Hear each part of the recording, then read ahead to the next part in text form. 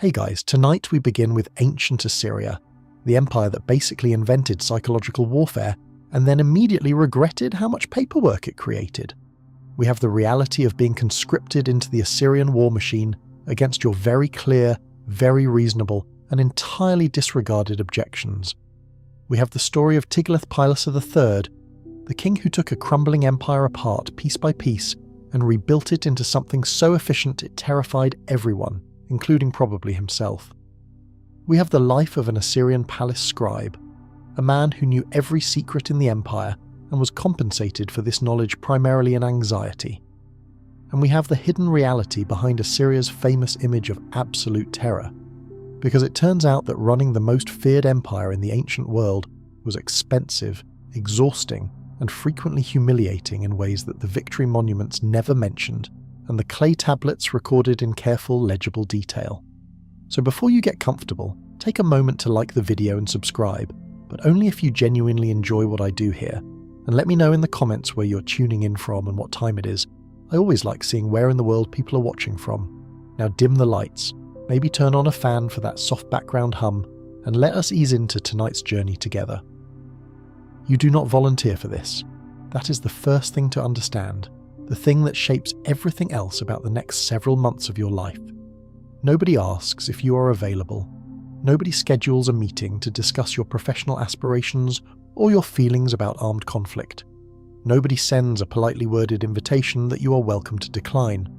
One day you're a farmer in northern Mesopotamia, tending barley fields in the broad flat plain between two rivers, trying to figure out why the irrigation ditch has stopped doing its job, and whether the answer involves more digging or simply more hoping. And then there are men at your door with a clay tablet that has your name on it, and your life has changed in a way that does not require your agreement. This is the system, and the system is very old.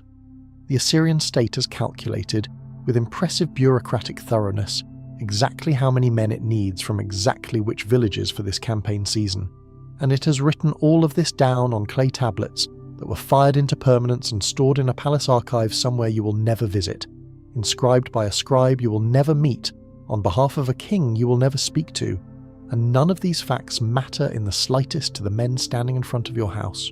You are on the list, you are needed, you will come.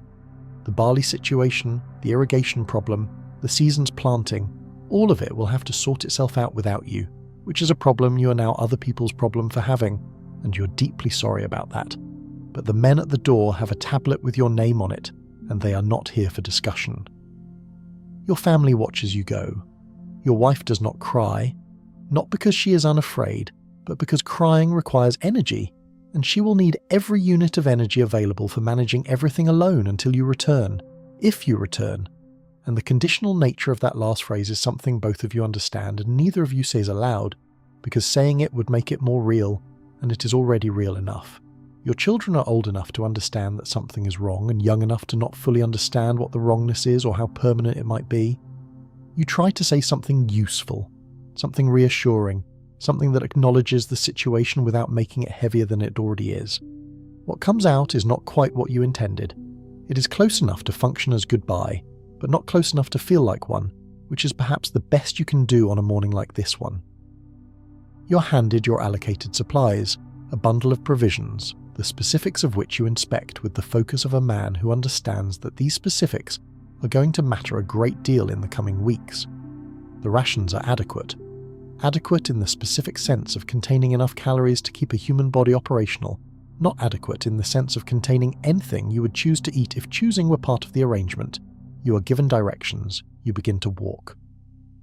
The assembly point is a day's march from your village, which you know before you arrive will feel like 2 days' march on the return, because distance has a way of expanding when you are carrying more anxiety on the return journey than you were on the way out. The camp, when you finally see it at the end of the afternoon, is enormous in a way that recalibrates your sense of scale. You've been in your village for most of your life. Your village is small, the camp is not small. The camp is a temporary city built by the machinery of imperial mobilization, and it contains several thousand men who are all, as near as you can tell, in approximately the same situation you are, which is to say present because they had no practical alternative, and coping with this fact in various ways ranging from resigned acceptance to barely concealed misery. The smell reaches you before the rest of the details resolve themselves. This is the honest and unavoidable reality of thousands of men who have been walking all day in the heat of a Mesopotamian spring and have arrived at a camp that does not feature bathing facilities. You stand at the edge of it for a moment, breathing through the specific olfactory complexity of massed humanity in a warm climate, and feel for the first time what will become a very familiar sensation over the coming months, the sensation of being one small, replaceable and largely anonymous component of something enormously larger than yourself. Nobody greets you, nobody provides orientation, nobody hands you a document explaining the schedule, the hierarchy, the expectations or the procedures for lodging a complaint, which is just as well because there are no procedures for lodging a complaint. You find a space on the ground near some men who look equally confused and equally unhappy, and you sit down. Someone deposits a portion of rations in your general vicinity. The portion is correct, meaning it is the amount that the state has calculated a soldier requires to remain functional, not the amount a human being requires to feel that his existence has dignity. You eat it anyway because the alternative is hunger, and hunger is, in the current catalogue of your problems, one you can actually address. The first night is cold in a way that surprises you. The days in northern Mesopotamia at this time of year carry the warmth that anticipates the summer to come, and you had somehow absorbed this warmth as the dominant climatic fact, forgetting that temperature has a way of changing its mind after sunset with very little consultation. You lie on the ground wrapped in what you have and stare at a sky that is indifferent to your situation in the profoundly complete way that only the sky can manage, and you think about your farm and your family and the irrigation ditch and all the small manageable problems that constituted your actual life before the men arrived with the clay tablet. Morning comes with a noise that does not belong to any natural phenomenon. It is the sound of an Assyrian army beginning to organize itself, and organizing an Assyrian army involves a great deal of shouting from people who have been shouting professionally for years and have developed both the stamina and the projection for it. You scramble to your feet. Everyone around you is scrambling to their feet.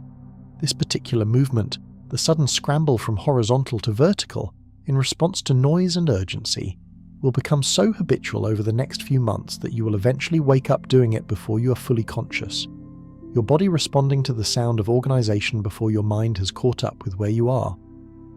Breakfast is a smaller version of last night's rations. You eat it while moving toward the forming columns, because the columns are forming whether or not you have finished eating, and the columns do not wait. This is the first of many lessons about how the Assyrian military manages the relationship between individual needs and collective momentum, which is to say it manages it by making the collective momentum so inexorable that individual needs either adapt or get left behind. The march begins. At first, the organization genuinely impresses you, though you would not use that word because admiring something that has conscripted you feels like an unreasonable level of cooperation with your circumstances. But the evidence is there. The columns form with a speed and precision that suggests extensive practice, which is exactly what it is. Each unit knows its position. Each position knows its relationship to the positions beside it. The whole formation moves with a kind of jointed coherence, like a very large creature that has been trained to walk in straight lines, and it moves at a pace that feels, in the first hour, manageable. The ground beneath you is the hard-baked clay of the northern Mesopotamian plain, cracked in angular patterns that seem to go down further than they should, like the earth has been trying to diagram its own frustration with the climate and run out of room. The sun is not yet at its full operating capacity. There is actually something almost pleasant about the early morning movement, the slight chill still in the air, the landscape opening ahead of you in the particular quiet of a large body of people moving together before the heat has made everyone irritable. You think briefly that perhaps this will be manageable. That thought lasts approximately as long as your legs remain unaware of what is being asked of them. By the end of the first hour, the pleasant aspects of the morning march have been largely processed and replaced by the ongoing calculation of discomfort. The clay ground is uneven in ways your feet are discovering slowly and intimately. Sand and grit have found their way inside your footwear, settling in with the dedicated commitment of something that has identified your foot as its permanent home. You try to ignore this. There is a technique to ignoring foot discomfort during a long march, which involves redirecting your attention to literally anything else, and you apply this technique with increasing desperation as the morning advances. Your equipment is the other conversation your body is having without your consent.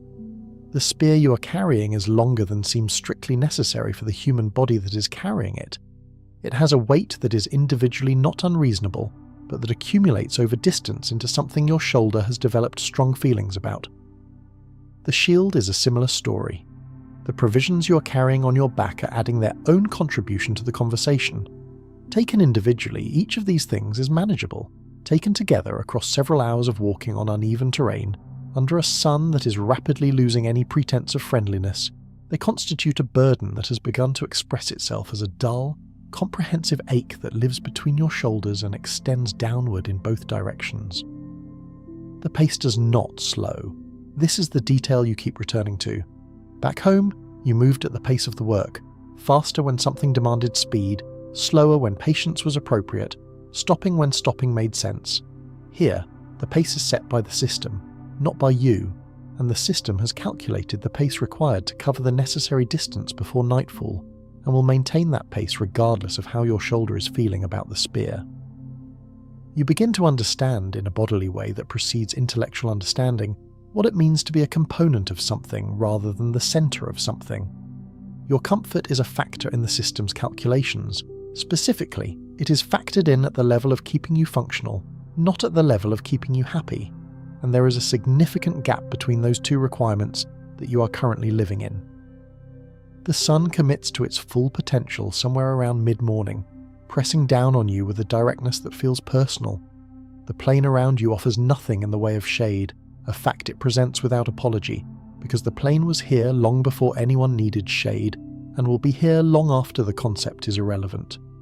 Your tunic begins to function less as clothing, and more as a mechanism for trapping and concentrating heat against your body. You sweat.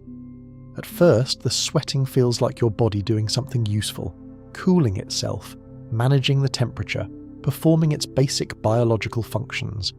Then you notice that the sweat is doing something you did not expect it to do, which is leave the building faster than it can arrive, taking with it resources your body needed and drawing on reserves that are not out here, easily replenished. You look at your water supply with the attention that you previously reserved for things of actual value, which as it turns out is what your water supply is. You take a small sip. The water is warm because everything is warm out here, because warm is the default temperature of things that have been in direct sun since before sunrise. The warmth does not diminish the value of the water. It diminishes only the experience of drinking it, which is a distinction that out here is not a small one, because the experience of drinking is one of the very few experiences available to you, and you would prefer it to be better than it is. The man beside you in the column is someone you do not know from a village you have never visited, and your two lives have absolutely nothing in common except the current fact of being in this column together on this day doing this thing. You exchange a glance that communicates, without words, a shared assessment of the situation. The assessment is not positive. The exchange takes about 2 seconds. It is nonetheless something like the most honest conversation you have had all day. You think about distance. You calculate how far you have gone against how far you still have to go, and you immediately understand why experienced soldiers do not do this. The calculation does not comfort you. The calculation reveals a number of remaining miles that your body finds deeply discouraging, and your body, having received this information, adjusts its output accordingly in ways that are not helpful. Never think about the distance. This is the lesson. Think about the next step, then the one after that, then the one after that. Do not let your mind run ahead of your feet to the place you have not reached yet. Your feet will get there. Your mind needs to stay where your feet are, otherwise it will arrive at the destination long before your body does, find the destination wanting, and send back a report that makes the remaining journey feel longer than it already is. The afternoon heat is a different order of magnitude from the morning heat, and you now understand why campaigns are planned with attention to season and time of day. The sun stops being a background condition and becomes an active participant in your suffering, pressing down on you from directly above with the confidence of something that has never once been questioned and has therefore never developed any self-doubt about its behavior. Your breathing changes. Each breath feels thinner, like the air has been wrung out and some essential quality has been removed. You try to breathe more deeply. This is a mistake. The deep breath brings more hot air in contact with more of your lungs, and the result is not refreshing. The result is a detailed understanding of what the inside of an oven feels like from the food's perspective. Your pace slows, not by decision. Your body simply downrates its output in the way that bodies do when they have performed their own calculation of available resources versus remaining demands and arrived at a number they find alarming. Your legs move with a heaviness that was not there in the morning, each step slightly more deliberate, slightly more expensive than the one before. You're still moving forward. You will continue to move forward, but the cost of forward has increased substantially since the morning, and you are paying it out of whatever reserve you have left, which is less than when you started. The column halts briefly at a water point, a shallow well or a small channel. You cannot see it from your position, but you can see the halt and infer the reason. The halt lasts a controlled number of minutes, timed by an authority you cannot see, and in those minutes you drink. Carefully and with discipline you did not know you possessed until thirst taught it to you, and you stand with your eyes closed and let the brief cessation of movement mean something to your body, and then the column moves again and you are in it. Camp is established with an efficiency that you're no longer surprised by, because you have already spent a day watching what this machine can do. By the time you have reached the designated camping ground and understood that you are stopping, people who seem to have been designated for the purpose of stopping here are already doing the work of making stopping here into a place rather than a direction. Fires appear, water is being brought, the supply wagons are being positioned, the horses are being attended to. You find your section, you put down what you are carrying, and for a moment you simply stand with the very specific quality of a person who has just stopped doing something that required everything they had.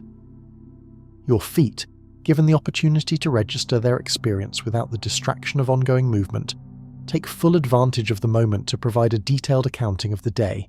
The report is not favourable. You sit down, then lie down, then stare at the sky in the particular way that you stare at a sky when the sky is the only thing you have enough energy to look at. You eat the evening ration.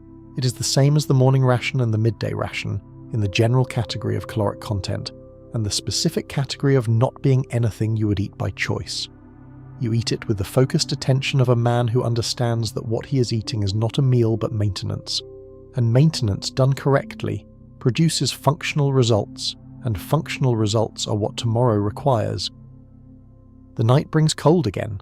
The temperature reversal in the Mesopotamian desert is something your village warned you about, but warnings about cold do not convey the specific quality of this cold, which is sharp and comprehensive, and arrives quickly after the sun goes down as if the warmth of the day were being recalled rather than simply fading.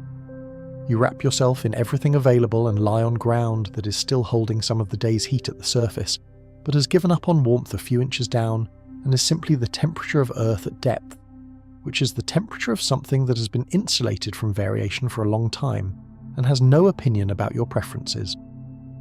You sleep in the way that exhausted people sleep, deeply and immediately, in a way that bypasses the usual preliminaries of settling and relaxing, because your body has already done the settling and relaxing during the last hour of walking, when it downgraded from motion to the minimum necessary to maintain motion. You wake up when the camp wakes up, which is early, which is before you would choose to wake up if choosing were available to you. The cycle has begun again. By the end of the first week, you have stopped counting days in the way you counted days at home, against a calendar of agricultural necessity and seasonal rhythm. You count instead in marches and halts, in water points and rations, in the distance between where you woke up and where you will sleep, which is always a distance that seems too long when you are at the beginning of it, and feels exactly right when you are at the end, because at the end you are lying down, and that is all that matters. You begin to notice the structure around you with the attention of a man who has stopped being surprised by his situation and started paying attention to it instead. The Assyrian army is not a mob, and the more time you spend inside it, the more apparent this becomes. It is a layered system, with each layer knowing its relationship to the ones above and below it, with a precision that comes from generations of institutional memory. At the front and flanks, cavalry units operate with a freedom of movement that you now recognize as the visible expression of a very specific tactical function. Behind them, the infantry columns, of which you are one unremarkable component, provide the mass that makes positions hold and assaults succeed. Behind the infantry, the supply train and its specialists, the engineers and their equipment, the administrators who maintain the ledgers of provisioning and allocation that keep the whole operation from starving itself into collapse. Each of these layers has its own internal hierarchy, its own set of expectations and consequences, its own daily experience of this same march that you are on. The cavalryman's experience and yours share the geography but little else. The engineer's experience shares neither the geography nor the role. You're all moving in the same direction toward the same objective, and beyond that, your lives inside this machine are as different as lives get while technically being part of the same thing. You're infantry. The word contains a complete description of your situation. You are present. You are armed. You are mobile at the pace the system requires. And when the system requires you to stop moving and start doing something more immediately dangerous, you will do that too because you are infantry. And infantry is what the system does with people who are present and armed and have been marched to the place where something is required of them. The first city you see that is not cooperating with the Empire is a revelation, in the specific sense that it changes the theoretical into the actual. You had understood abstractly that the campaign had an objective. Now the objective has walls, real walls, thick and high and covered with the concentrated anxiety of people who made a political calculation that went badly and are now watching the consequence of that calculation arrive in organised formation across their plain. The siege begins with a deliberateness that is itself a kind of statement. The engineers come forward with their equipment, their ramps, their battering devices, their specialist knowledge of how to take the thing a wall is supposed to prevent from happening and make it happen anyway. The infantry forms around the city at the distances and intervals that have been determined by people who have done this before and know what works. You take your position, you wait. Waiting during a siege is most of what infantry does during a siege, and it is harder than it sounds. Not because waiting is physically difficult, but because waiting while something is happening nearby that you cannot fully see, and that carries genuine danger, and that your body has very strong opinions about how close you are standing to it, is a specific kind of difficult that has no good comparison to anything in your civilian life. Your body wants to move away from the siege operations. Your orders want you to stay exactly where you are. Your orders are winning, but it costs something to keep them winning, and that cost comes from the same reserve that the heat and the marching were already drawing down. The battering sounds carry across the plain and through your body simultaneously. They are sounds that bypass your ears and arrive directly at your chest, deep reverberations that your ribcage absorbs and your brain immediately identifies as the sound of something very large being done to something very solid. Arrows pass overhead in both directions with the unhurried frequency of things that are trying to hit other things, and frequently missing, but not always. The mathematics of arrows in flight is not, when you are standing in their general vicinity, a comfortable set of mathematics to contemplate. You stand, you hold your position, you keep pointing in the direction you were told to point. Occasionally a command comes down the line and you respond to it. Mostly you stand and wait and practice the particular form of mental discipline that consists of not thinking too carefully about your situation while being exactly in your situation.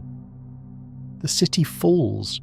It takes longer than the official accounts will later suggest and shorter than the defenders hoped, which is the nature of these things. When it does, the sounds change. The quality of the noise shifts from the organised percussion of siege operations to something more complex and harder to process. The sound of a city being absorbed into a system that does not ask permission for the absorbing. You do what you are ordered to do. The record of what that is will be written by scribes who are not standing where you are standing, and will be carved into palace reliefs by artists who are not present, and will describe the king's might and the god's favour, and will be available for historians to study several thousand years from now. That record will be accurate in the way that all official accounts are accurate, which is to say it will describe what happened in terms that serve the purposes of the people commissioning the description.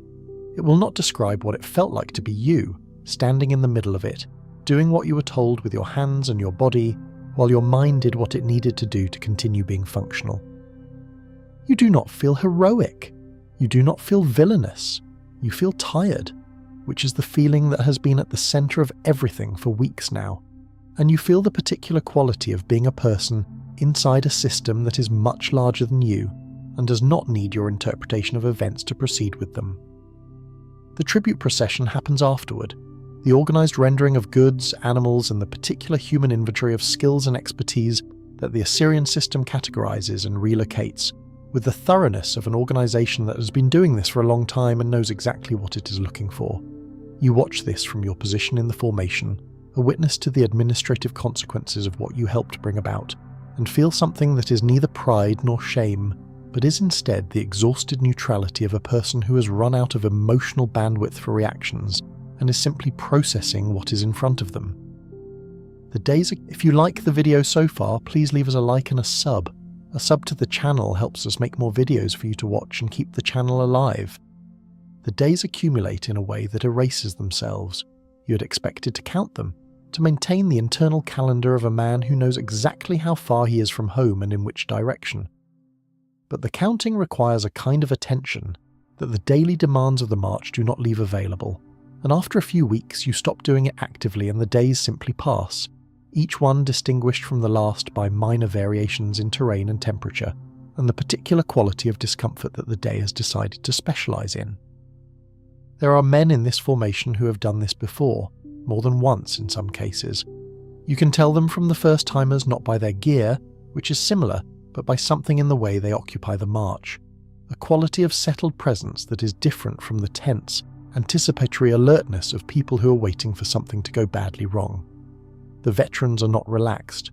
Relaxed is not a description that applies to anyone on a campaign march in the heat of a Mesopotamian spring. They are simply adjusted.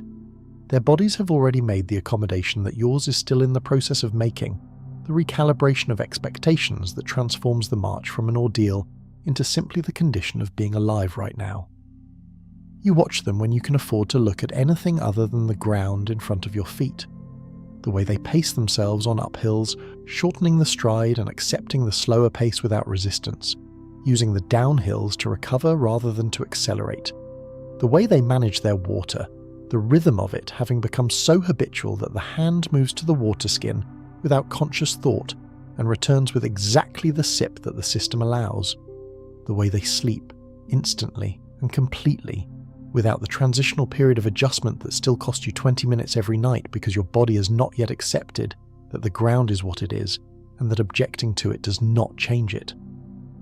You are learning these things by observation and application and gradual adjustment, which is the only way they can be learned. Nobody teaches you. Nobody narrates the process. You watch, you try, you fail in small ways and adjust. You try again. The Adub are taught subjects with formal structures and explicit instruction. This is different. This is the education that happens when you're in the thing you need to learn about, and the feedback is immediate and physical, and does not wait for you to be ready to receive it. The other men in your section are, by the end of the first month, beginning to take on the quality of familiar shapes. You do not know most of them well. The communication barrier is still there, the dialect variations and the different village vocabularies and the habits of men who did not grow up knowing each other. But you know their silhouettes in the line, their particular ways of moving, the sounds they make at night when the cold wakes them. You know who complains and who does not, who shares what they have and who does not, who is struggling in ways they are managing to conceal from the officers, and who has reached a state of exhausted equilibrium that looks, from a distance, like competence. The formation has its own social geography that you are learning to read. The men who have positioned themselves near the centre are usually the more experienced ones, not because the centre is physically safer, which it is not particularly, but because centre positioning in the column provides a certain social insulation from the direct scrutiny of the officers at the front and the rear. The men at the outside edges of the formation are either the most confident or the least experienced, sometimes both. The men at the back are either the strongest or the slowest, those who can maintain the pace and choose to conserve energy in the rear position, or those who are struggling to keep up and end up there by gravity of circumstance. You had, at the beginning, been placed by random assignment somewhere in the middle of your section. Over the weeks, through the small daily negotiations of position and movement that happen unconsciously in any formation that marches together repeatedly, you have settled into a specific spot that is, you realize, not random at all. You are near enough to the section leader to receive commands clearly, far enough from the most experienced veterans to avoid the specific social pressures of proximity to people who have long since formed their own internal hierarchy, and positioned in a way that gives you adequate sight lines without requiring you to be a visible outlier in any direction. This positioning is not something you calculated. It is something that happened through the accumulated small adjustments of daily life in the column, your body and the bodies around you finding a social equilibrium the way water finds its level. But when you notice it, when you become conscious of where you are and why, you feel something that is not exactly pride but is adjacent to it. The quiet satisfaction of a person who has been learning a skill and has suddenly noticed they are using it without thinking about it. The city siege, when it comes, is preceded by a day of preparation that has its own particular quality of suspended time. The army arrives at its positions, the engineers begin their assessments, the formation adjusts from march column to assault formation, and then there is waiting. The waiting before a siege is different from the waiting during a siege. During a siege you are occupied by the sounds and the specific demands of your position and the visual field that requires monitoring. Before the siege you are simply stopped in your formation with full knowledge of what is coming and nothing to do about it except wait for it to begin. This is the time when your mind becomes your least cooperative organ. It has too much space, no immediate demands to fill it with, and access to a full inventory of everything you would prefer not to think about right now. You think about the people on the walls. You think about what they are feeling right now watching the army arrive, watching the formation take shape, understanding what the shape means. You think about your family and whether they know where you are and whether this fact is reassuring to them or simply adds a specific geographic quality to a fear they would have regardless. You think about what is about to be asked of you and whether you will do it correctly and what correctly even means in the context of what is about to happen. The experienced soldiers around you are not visibly having these thoughts. This is not because they do not have them. It is because they have learned what you are still learning, which is that the thoughts are not useful here, and that the energy spent managing them is energy not available for the things that will actually require it. They have found ways to be present in their bodies, in the physical fact of standing here, in the specific sensory details of the moment, the weight of the spear, the heat of the sun, the smell of the dust, as an alternative to being present in their minds, where the thoughts are. You try this, it works partially. The spear is the weight it is, the sun is the temperature it is, the dust is the smell it is. These are facts that do not require anything of you except acknowledgement, and acknowledging them is easier than managing the thoughts, and managing the thoughts is what you were doing a moment ago, and you choose the spear's weight over the thought's weight, because the spear is at least a concrete thing you can hold on to. The assault begins. You do what you were told to do, in the sequence you were told to do it, with the people around you doing the same things they were told to do. This is the moment that the months of marching and the weeks of training and the accumulated adjustment of your body and your expectations have been directed toward. And it is, in the moment, exactly what it is and nothing more, which is both less than you expected and more than you wanted, and you move through it with your body because your body has been prepared for exactly this and knows what to do even when your mind has temporarily stopped being useful. Afterward, you're standing in a place that is different from where you were before the assault began, and the change in the place is complete and absolute and real in the way that only things that have actually happened are real, and you have been part of making it happen. And this is a thing you carry with you from this point forward, a knowledge of yourself that you did not have before, a knowledge of what you will do when asked, a knowledge of what you're capable of that is neither flattering nor damning but simply true, and that is perhaps the most permanent thing the campaign will give you.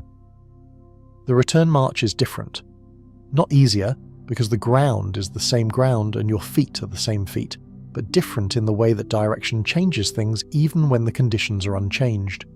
You're moving towards something now rather than away from it. The destination is specific.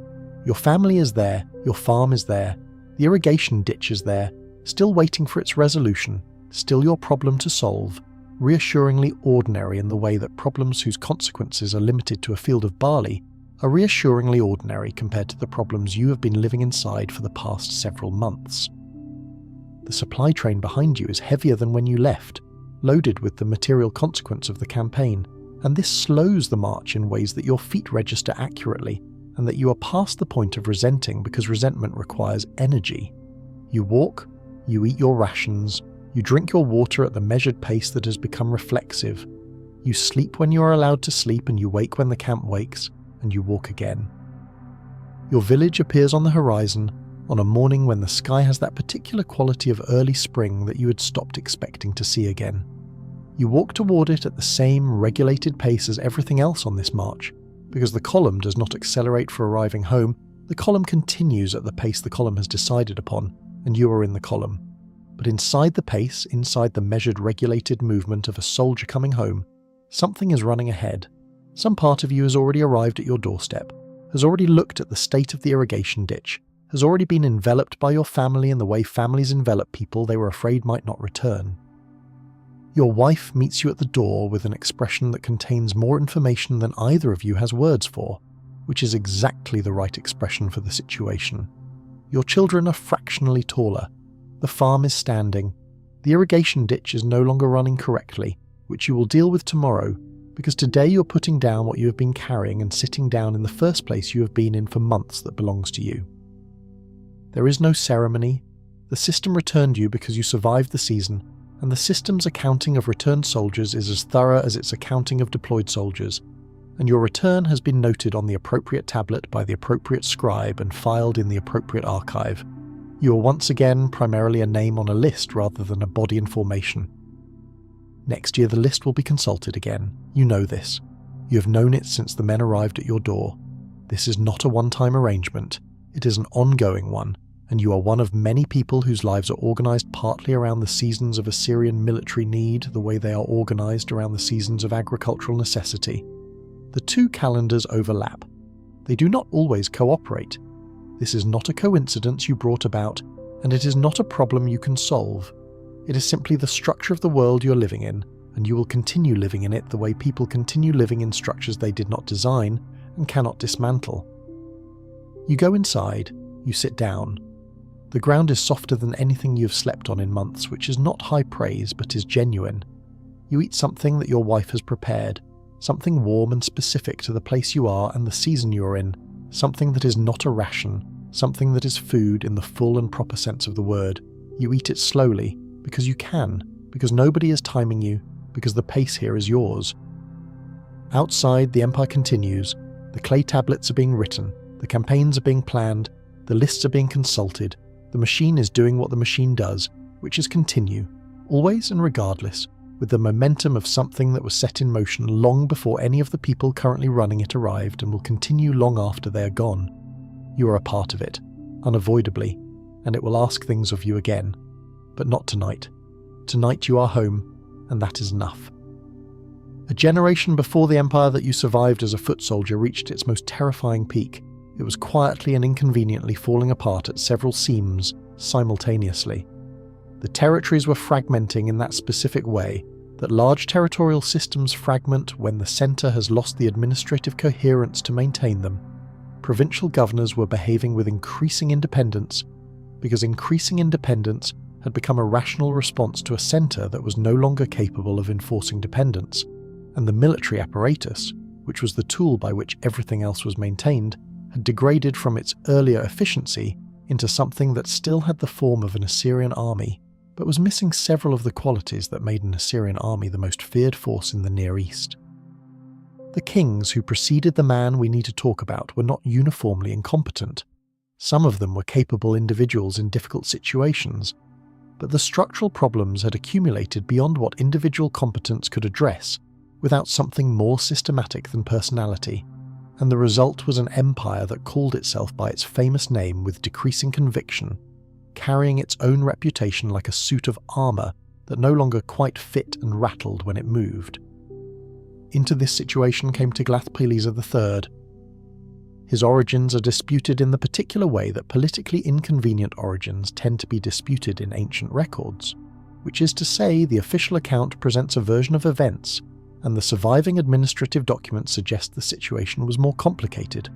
What we know with confidence is that he came to power in 745 before the Common Era, during a period of court instability that had been building for some years, and that his emergence from that instability was rapid and decisive in the way that suggests either exceptional preparation or exceptional opportunism, or more likely both.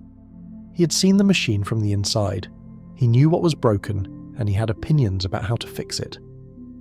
He began with the army. This is always where effective military reformers begin, not because the army is the only thing that matters, but because in a system built on military power, the condition of the army is the condition of the system, and a degraded army is a degraded system dressed up in military terminology. The levy system that called up farmers and craftsmen for campaign seasons and sent them back afterward was not wrong in principle, but it had two characteristics that Tiglath-Pileser found limiting. First, it produced soldiers whose training was seasonal, and whose expertise therefore never deepened much beyond the basics. Second, it was slow, requiring the annual mobilization process before any military response was possible. And slow military responses in a world where threats emerged and developed quickly were not always adequate military responses. He built the Kizar Sharuti, the royal cohort, a standing professional force that existed year-round, trained continuously, and was equipped to a standard that the seasonal levies could not match. These were soldiers who did nothing but soldier. They practiced their formations in seasons when previous Assyrian armies had been back on their farms. They maintained their equipment rather than storing it, and hoping it was still functional when next needed. They developed the specific competence that comes from repetition, the deep physical knowledge of how to do something difficult under pressure, knowledge that you cannot teach in a week of training before a campaign season, but can build in a man who has been doing it every day for 2 years. This was expensive. Professional soldiers required consistent pay, reliable provisioning, and the ongoing investment of institutional attention. Tiglath-Pileser made this investment, which tells you something about his understanding of priorities. He was building something that would cost more per year than the existing system, but would deliver capabilities the existing system could not replicate, and he was willing to accept that trade because he understood that capability was what the empire needed, not economy. He also restructured the provincial system with an attention to detail that reveals a man who had thought very carefully about why power concentrates in the wrong places and what to do about it. The great territorial governorships that had been growing increasingly autonomous were not dissolved, because dissolving them all at once would have been a war. Instead, they were reorganized. Territories were subdivided, placing smaller and therefore more manageable provinces under the authority of governors who reported to the king through an administrative chain that Tiglath-Pileser kept in active use rather than allowing to atrophy.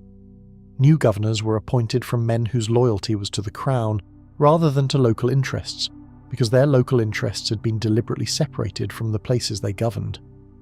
A man governing a province far from his family's lands and social connections is a man who has less to gain from provincial independence and more to lose from royal disapproval. He implemented with a thoroughness that speaks to either his personal obsession with information or the advice of someone with a professional obsession with information, a systematic record-keeping apparatus that tracked events across the empire in detail, sufficient to allow him to know what was happening in distant provinces with a lag of days, rather than the weeks or months that previous administrative systems had tolerated. Information in a large empire is not just useful, it is the mechanism by which large empires remain large empires rather than becoming collections of independent kingdoms that used to be an empire. Tiglath-Pileser understood this at the level of practice rather than just principle, and built the apparatus accordingly. The campaign record that followed this period of reorganization is impressive in the specific way that things become impressive when a capable person has spent years building the tools they need and then uses them. He moved against the Kingdom of Urartu in the north, a rival power centered around Lake Van in what is now eastern Turkey, that had been effectively blocking Assyrian expansion and raiding Assyrian territories for decades. Previous kings had engaged with Urartu with mixed results. Tiglath-Pileser engaged with Urartu with the results of a man who had spent years building the specific capabilities that the Urartu problem required, and the results were significantly more decisive. The mountain terrain that Urartu operated in was, and remains, extraordinarily difficult. Moving a large army through the Zagros and Taurus ranges required logistical support that previous Assyrian formations had sometimes struggled to maintain at the necessary scale. Tiglath-Pileser brought to these campaigns an administrative infrastructure capable of sustaining operations at altitude and distance that earlier efforts had found limiting. The campaigns were not easy. They were not supposed to be easy. They were supposed to be successful, and they were. He turned west and south into the Levant and Syria with the momentum of someone who has made the process of incorporating territories into the Assyrian system into something close to a routine. Cities and kingdoms that had previously maintained a careful autonomy by the strategy of being slightly too expensive to bother with now found themselves in the path of a military machine that had recently become significantly less botherable. Some submitted. Those that did not were given a demonstration of what submission would have prevented. The demonstrations were thorough and, where possible, public, because the purpose of a demonstration in the Assyrian military playbook was not primarily the specific consequence to the specific city, but the broader message to the cities that had not yet decided how to respond to the question of Assyrian authority. The deportation policy deserves a careful look because it is the part of Tiglath-Pileser's legacy that is simultaneously the most characteristic of Assyrian imperial method and the most morally complex to contemplate. He did not invent deportation. Assyrian kings before him had used it selectively. What he did was systematize it, turning a selective tool into a standard feature of the imperial incorporation process. When a territory was absorbed, significant portions of its population were relocated. The mechanics of this were specific. People were not simply displaced at random. The selections were calculated. Craftsmen, administrators, specialists, anyone whose skills were useful, and whose local standing made them potentially a nucleus for future resistance, were identified and moved.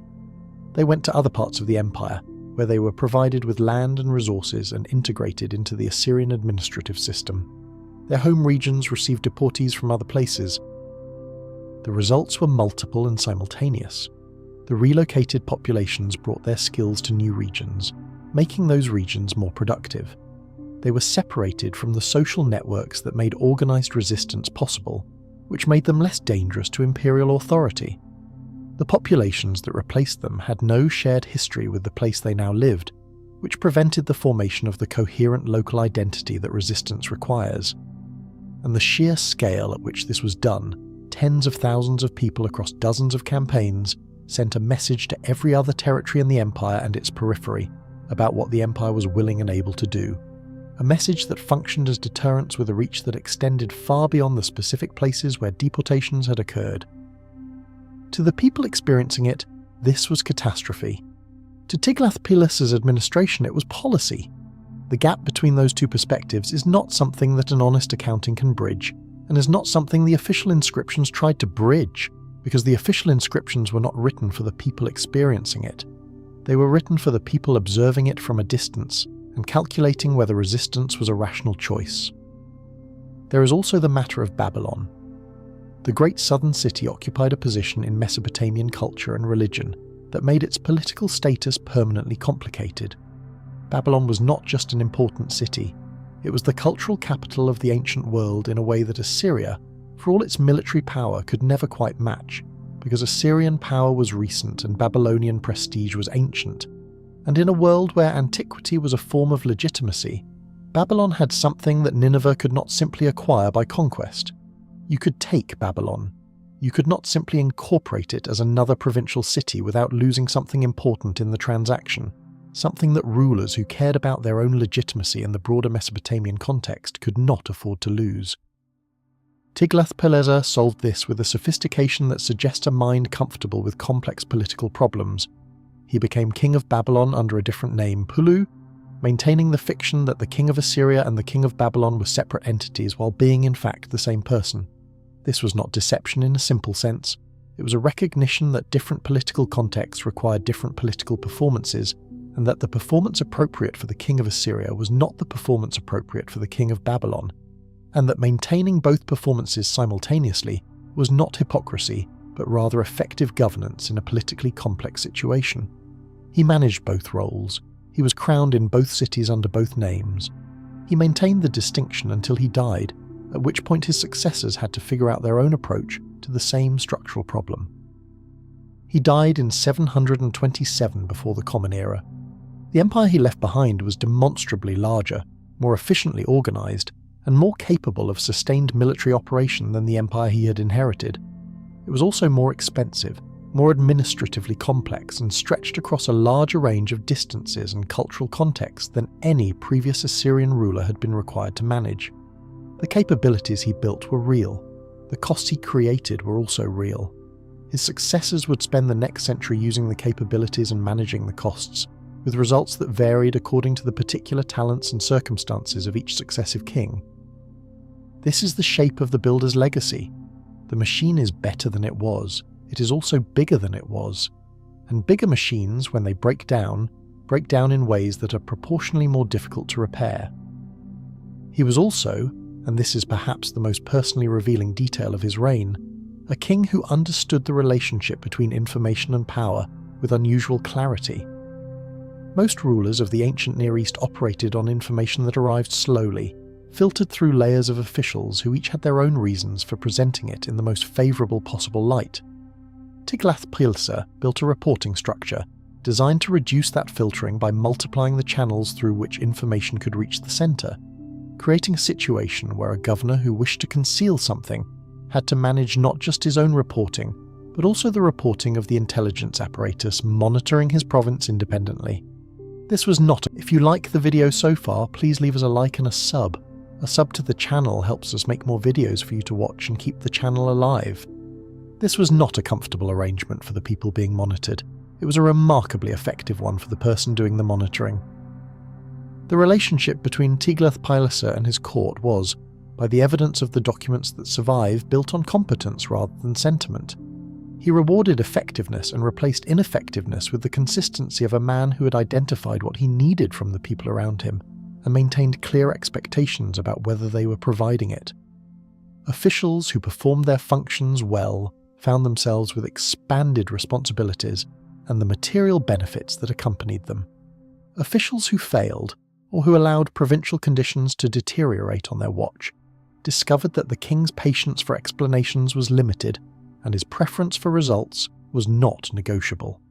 This created an administrative culture unusually oriented toward output over appearance, a distinction that matters more than it might initially seem, because administrations oriented toward appearance produce elaborate explanations for poor results, while administrations oriented toward output produce different results. He maintained a personal involvement in the military campaigns that went beyond the ceremonial presence his ideology required.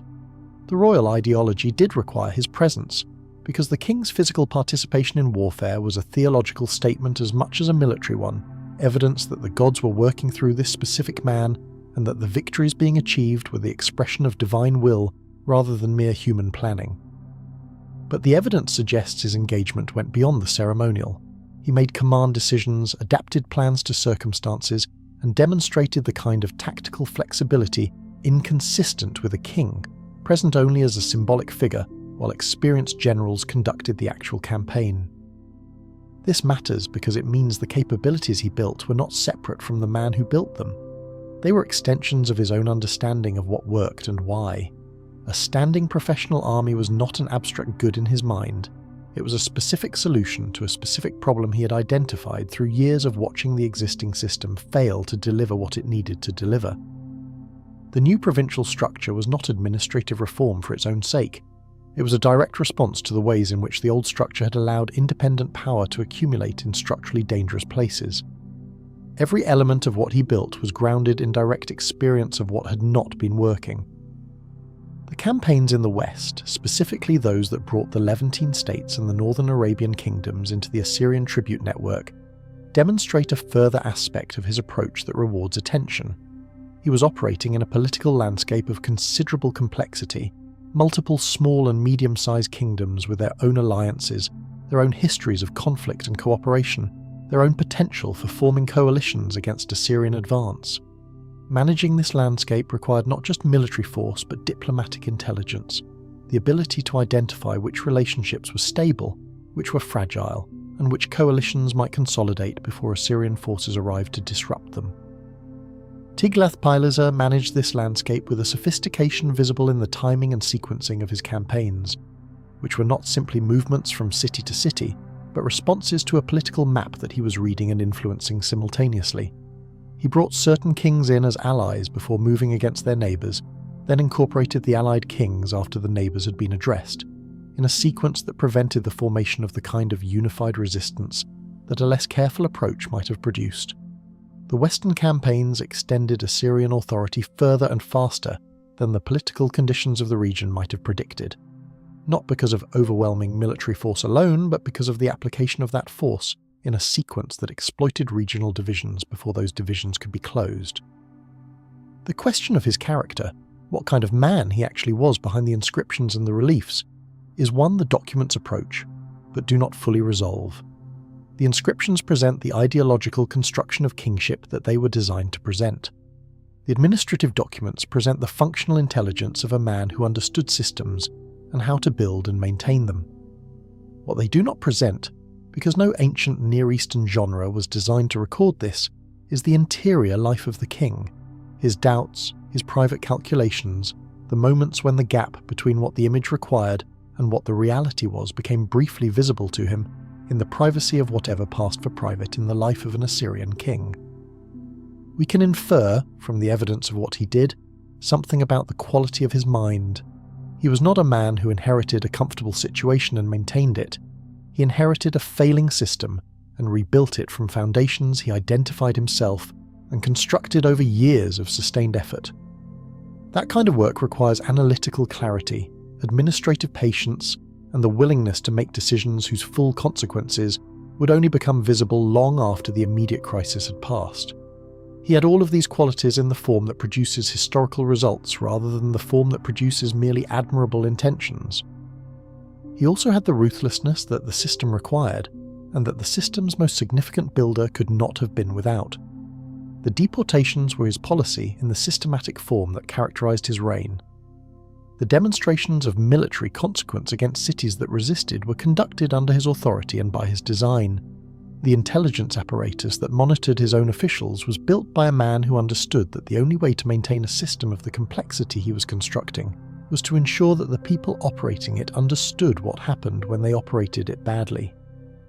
These were not the instincts of cruelty for its own sake, but they were the instincts of a man who had decided that the machine he was building was more important than the comfort of any individual component of it, and who acted on that decision consistently. This is what great builders of systems often look like from close enough.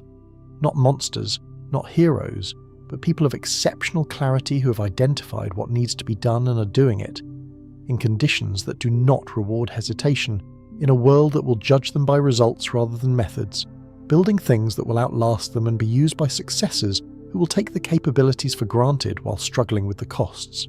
The empire he handed to his son Shalmaneser V was a different order of thing from what he had received. Organised where it had been fragmented, efficient where it had been erratic, capable of projecting force at a distance and speed that previous Assyrian rulers had not achieved. Shalmaneser used it to complete the conquest of the northern kingdom of Israel, incorporating its population into the deportation system in the event that the Hebrew Bible preserves as the Assyrian captivity, the disappearance of 10 of the 12 tribes into the administrative machinery of an empire that did not need them to remain what they had been. The machine worked exactly as designed. This was the legacy. Sargon II, the successor who came after Shalmaneser V's brief reign, deserves a moment of attention because he represents the machine in a second generation, the capabilities inherited but the precise calibration of the builder no longer available to maintain them. He was capable, demonstrably so, and his reign was one of the most militarily active in the empire's history, extending Assyrian reach in multiple directions simultaneously. He completed the destruction of the kingdom of Israel that his predecessor had begun, sending the remainder of its population into the deportation system and eliminating the political entity entirely. He campaigned in the east against the Median tribes that were beginning to consolidate into something more organised, in the north against the Eurasian kingdom that remained a recurring strategic challenge, in the west against the coalitions that periodically formed among the Levantine states.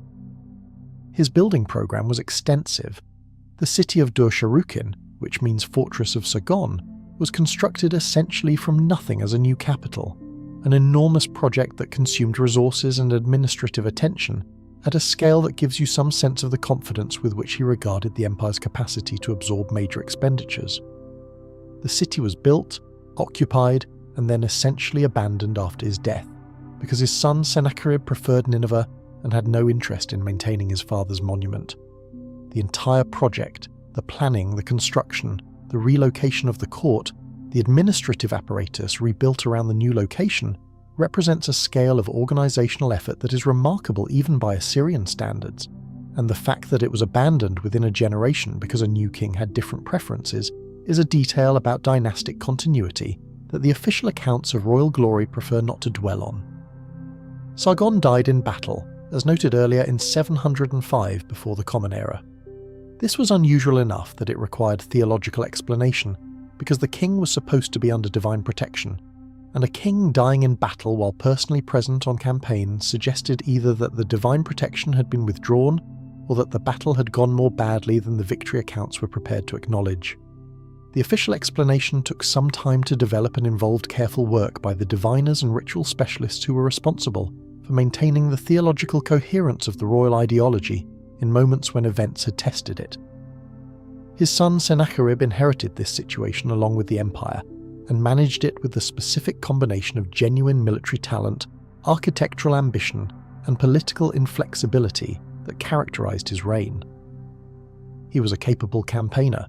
The campaign against Hezekiah of Judah, which the Hebrew Bible describes from the Judahite perspective and the Assyrian annals describe from the Assyrian perspective, with the two accounts agreeing on the general facts and differing significantly on the conclusion, is one of the best documented episodes in ancient Near Eastern history, precisely because both sides maintained written records of it. Sennacherib says he shut Hezekiah in Jerusalem like a bird in a cage, which is not the description of a military defeat, but is also, notably, not the description of a complete victory. Hezekiah continued to reign. Jerusalem was not destroyed. The tribute was extracted. Whether this represents the Assyrian plan all along, a negotiated settlement that both sides were willing to accept, or something more complicated that neither official account fully captures, is the kind of question that the documents raise without resolving. The destruction of Babylon in 689 before the Common Era was Sennacherib's most consequential decision and his most lasting problem. The reasons for it were real. Babylon had been the source of sustained resistance and repeated revolts that had cost the empire resources and attention for decades. The political and theological complications of trying to rule Babylon through the dual kingship arrangement that Tiglath-Pileser had managed were ongoing. At some point, Sennacherib apparently decided that these complications were not manageable by diplomacy, and that the solution was removal of the problem at its root. He destroyed the city and its principal temples, including the Great Temple of Marduk, and diverted the waters of a canal over the ruins. The reaction was immediate and extended. Babylon was not just a city. It was the home of Marduk, the chief god of the Babylonian pantheon, the divine figure whose annual ritual role in the New Year celebration was understood throughout Mesopotamia as the mechanism by which cosmic order was renewed and the king's authority confirmed. Destroying Babylon and its temples was not just a military action. It was a theological act of enormous gravity, one that required explanation in terms the Mesopotamian world could process. And the explanations that Sennacherib's scribes produced were elaborate, creative, and generally unconvincing to a population that understood very well what had happened and what it meant. His son Esarhaddon spent the first years of his reign rebuilding Babylon and its temples, which is simultaneously the most revealing thing about the limits of his father's decision, and the most impressive thing about his own political intelligence. The rebuilding was expensive, it was time-consuming, it required the diversion of resources from other purposes, and it was absolutely necessary, because an empire that claimed divine authority in the Mesopotamian world could not permanently sustain the position that destroying the home of Marduk had been theologically acceptable. The official account that Esarhaddon produced for the rebuilding, attributing the destruction to Marduk's own anger at Babylon's inhabitants rather than to Sennacherib's military decision, was a piece of theological revisionism of some sophistication, and it was not entirely convincing, but it was good enough to provide the doctrinal basis for proceeding with reconstruction, which was what was needed. This was what it cost to build it, and the man who built it was, by any measure of the ancient world, one of the most consequential individuals in the history of the Near East, which is not a comfortable legacy to sit with, but is the honest one. Now step out of the throne room and into the room adjacent to it, a smaller chamber lit by oil lamps burning at the specific angle that suggests late morning, after the first audiences of the day but before the midday meal. The smell here is different from the public spaces of the palace. Not incense and stone, but clay and wood ash, and the particular mineral quality of fresh ink. A faint, sharp, almost metallic scent that you have stopped noticing, because it is simply the smell of the air you breathe all day. You're a scribe, and the work in front of you is the recording of an empire. Your title is Tupsharu. The word means, at its most literal, clay tablet writer, and at its most accurate, the person who knows everything about the empire's business and is paid in the specific combination of relative comfort and absolute discretion that the palace offers to people it cannot function without and cannot fully trust. You came to this position through training that began when you were young enough to still find it remarkable that adults spent their days pressing shapes into clay with small sticks, and continued until you were old enough to understand that this was not a peripheral activity, but rather the central mechanism by which the most powerful state in the world maintained its coherence across vast distances. The Adaba, the scribal school, taught you many things. It taught you cuneiform in its full complexity, the hundreds of signs, the contexts in which they modify their meaning, the specialist vocabularies of different administrative domains. It taught you Akkadian in the register appropriate for royal correspondence, which is different from Akkadian in the register appropriate for a merchant's letter, which is different again from Akkadian in the register appropriate for literary composition, which is a form you were required to study even though your daily work would involve the first two and rarely the third. It taught you numbers and their manipulation, because a scribe who cannot check the arithmetic in a provisioning report is a scribe who is useful only for certain kinds of work, and the palace needs scribes who are useful for all kinds of work. What the Adaba did not fully teach you, because it could not, was the social intelligence required to survive in the palace environment. This you had to learn on the job, beginning from your first day as a junior scribe and continuing without obvious endpoint, because the social landscape of an Assyrian palace is not a stable terrain that can be fully mapped once and then navigated from a fixed understanding.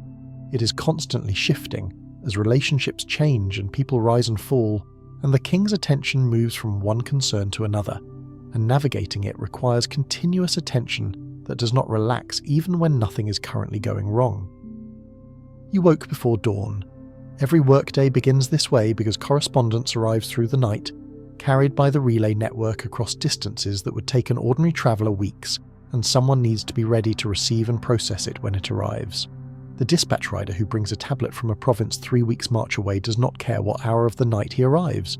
He cares about his relay time and the bonus payment that depends on it, and the system cares about the message reaching the appropriate scribal desk before the king's first morning audience, because the king's first morning audience may include briefings on the content of that message, and having a scribe who does not yet know what the message says is an operational failure.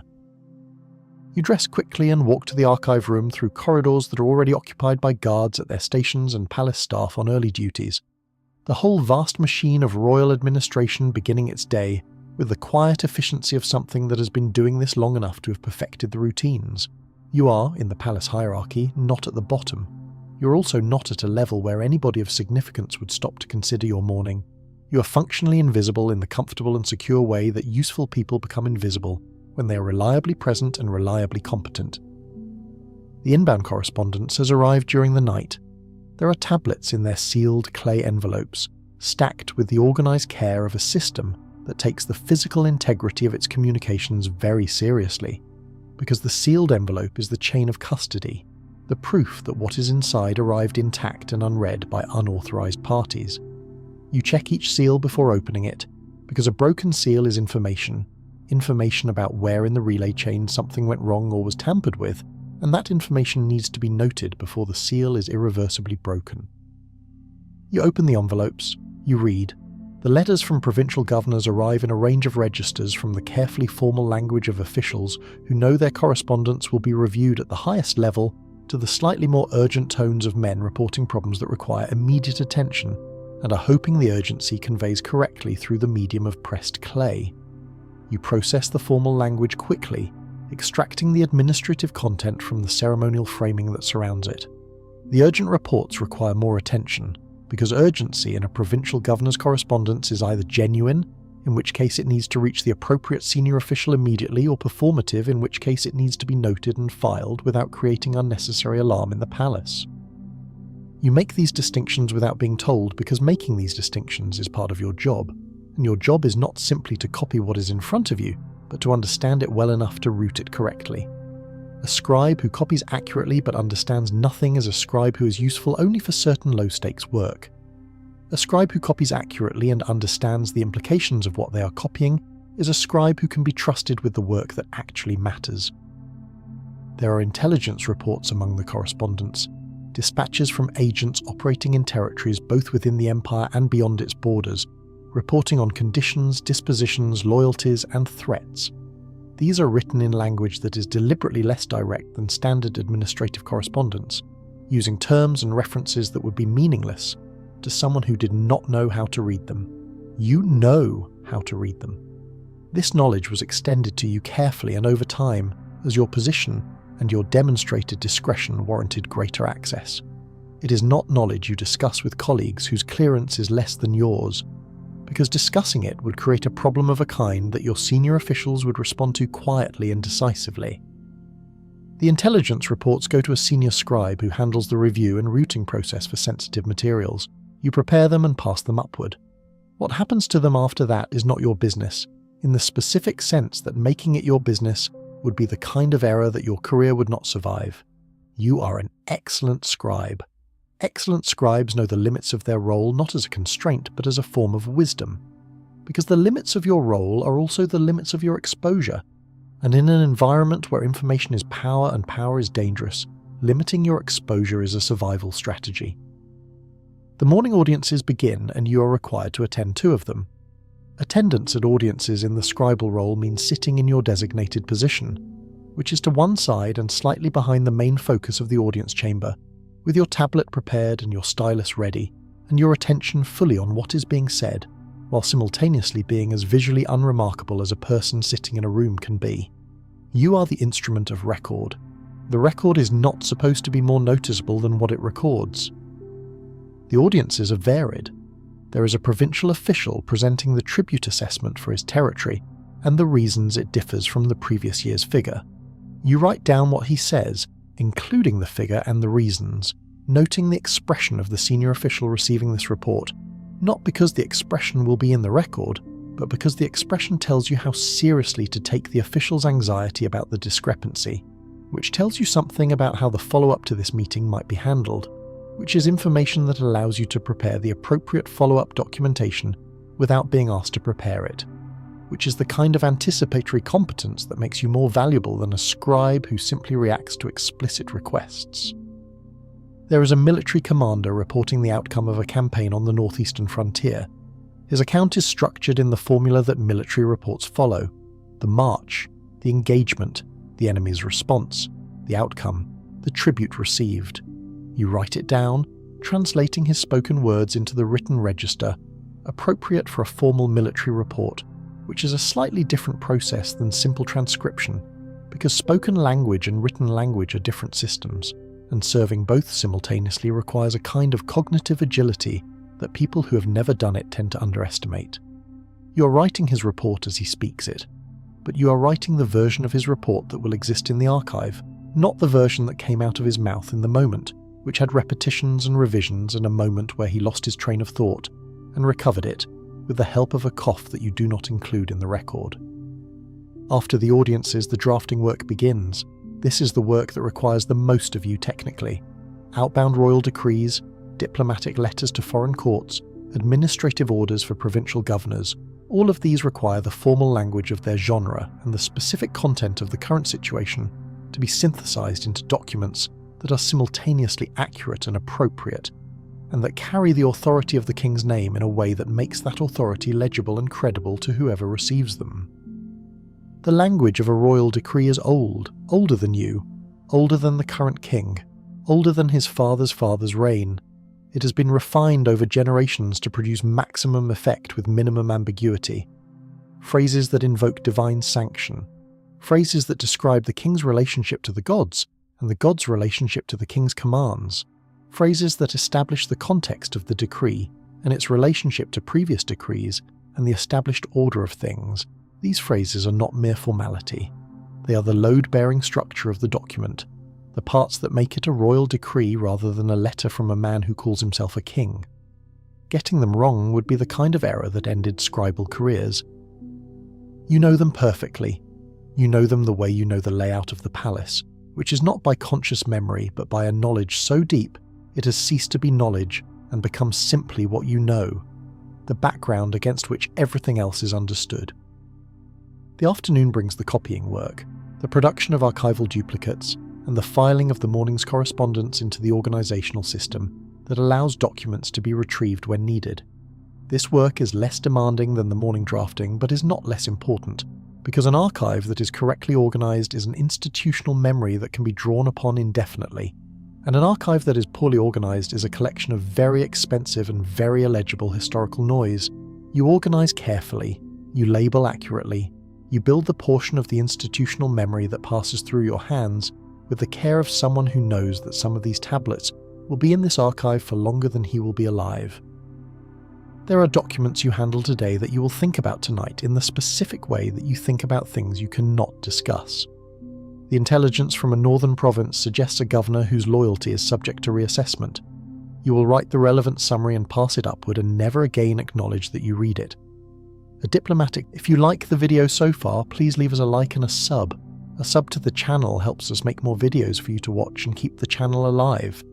A diplomatic letter from a Western king contains a proposal that, if accepted, would significantly change the empire's relationship with the territory in question, and the phrasing of the proposal is careful enough that the man who wrote it thought very carefully about how it would be received, and your job is to ensure that the king's reply is written with equal care, and you will write a draft and submit it for review, and the final language will be negotiated at levels above yours, and you will produce the final clean version without retaining a personal opinion about the content. The lamp burns lower. Your hands are grey with clay in the permanent way of scribal hands. You have written several thousand words today, on multiple tablets, in multiple registers, on behalf of an empire that does not know your name the way it knows the names of the king and his generals, but that would notice your absence in the same way it would notice the absence of a wheel from a chariot, less dramatically, but equally completely. You walk home through streets that smell of evening, of cooking fires and animals and the particular dust of Mesopotamian cities, which has a quality all its own. You think as you walk about the things you have handled today, not the contents, not the specifics that must remain exactly where they are, behind the professional barrier that keeps you functional and alive, but the shape of them, the sense of how many threads you touch, and how many of those threads connect to things larger than the document they appear in. You know things tonight that you did not know this morning. You will not know them tomorrow in the same way, because the practice of your role requires a kind of managed forgetting, a deliberate decision not to accumulate personal knowledge from professional access. The information flows through you and serves its purpose and continues on. You are the channel, not the reservoir. Tomorrow you will sit down at your position again and the tablets will be waiting and the empire will need to be documented, and you will do what you have been trained to do with the precision and discretion that make you worth keeping. This is your life. It is a specific and demanding and strangely intimate life, conducted in permanent proximity to the workings of power without being power. You press small shapes into soft clay and the empire continues. The social architecture of the palace was something you had studied before arriving. The way that a person studies maps of a country they're about to enter, knowing that the map is not the territory, but hoping it provides enough orientation to avoid the most obvious errors. The map was not entirely wrong. The king was the centre. The senior officials were the inner ring. The specialists, including yourself, were the functional layer that made the inner ring's decisions real in the world. The guards, the servants, the labourers were the substrate on which everything else rested. This structure was real, and it governed the formal interactions of palace life in ways that were legible once you understood them. What the map did not convey was the texture of it, the way that formal hierarchy coexisted with informal hierarchy in ways that were sometimes aligned and sometimes not.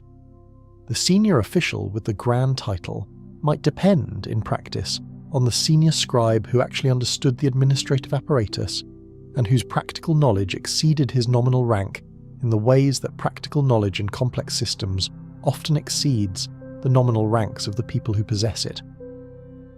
The correspondence of the court was full of these invisible dependencies, the official whose letter is careful and well organised because the scribe who drafted it understood both the content and the context, the official whose letter is muddled because the scribe who drafted it did not have the context to make it otherwise.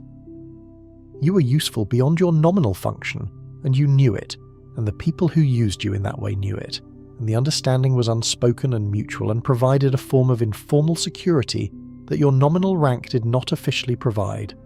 A scribe who is merely competent is replaceable.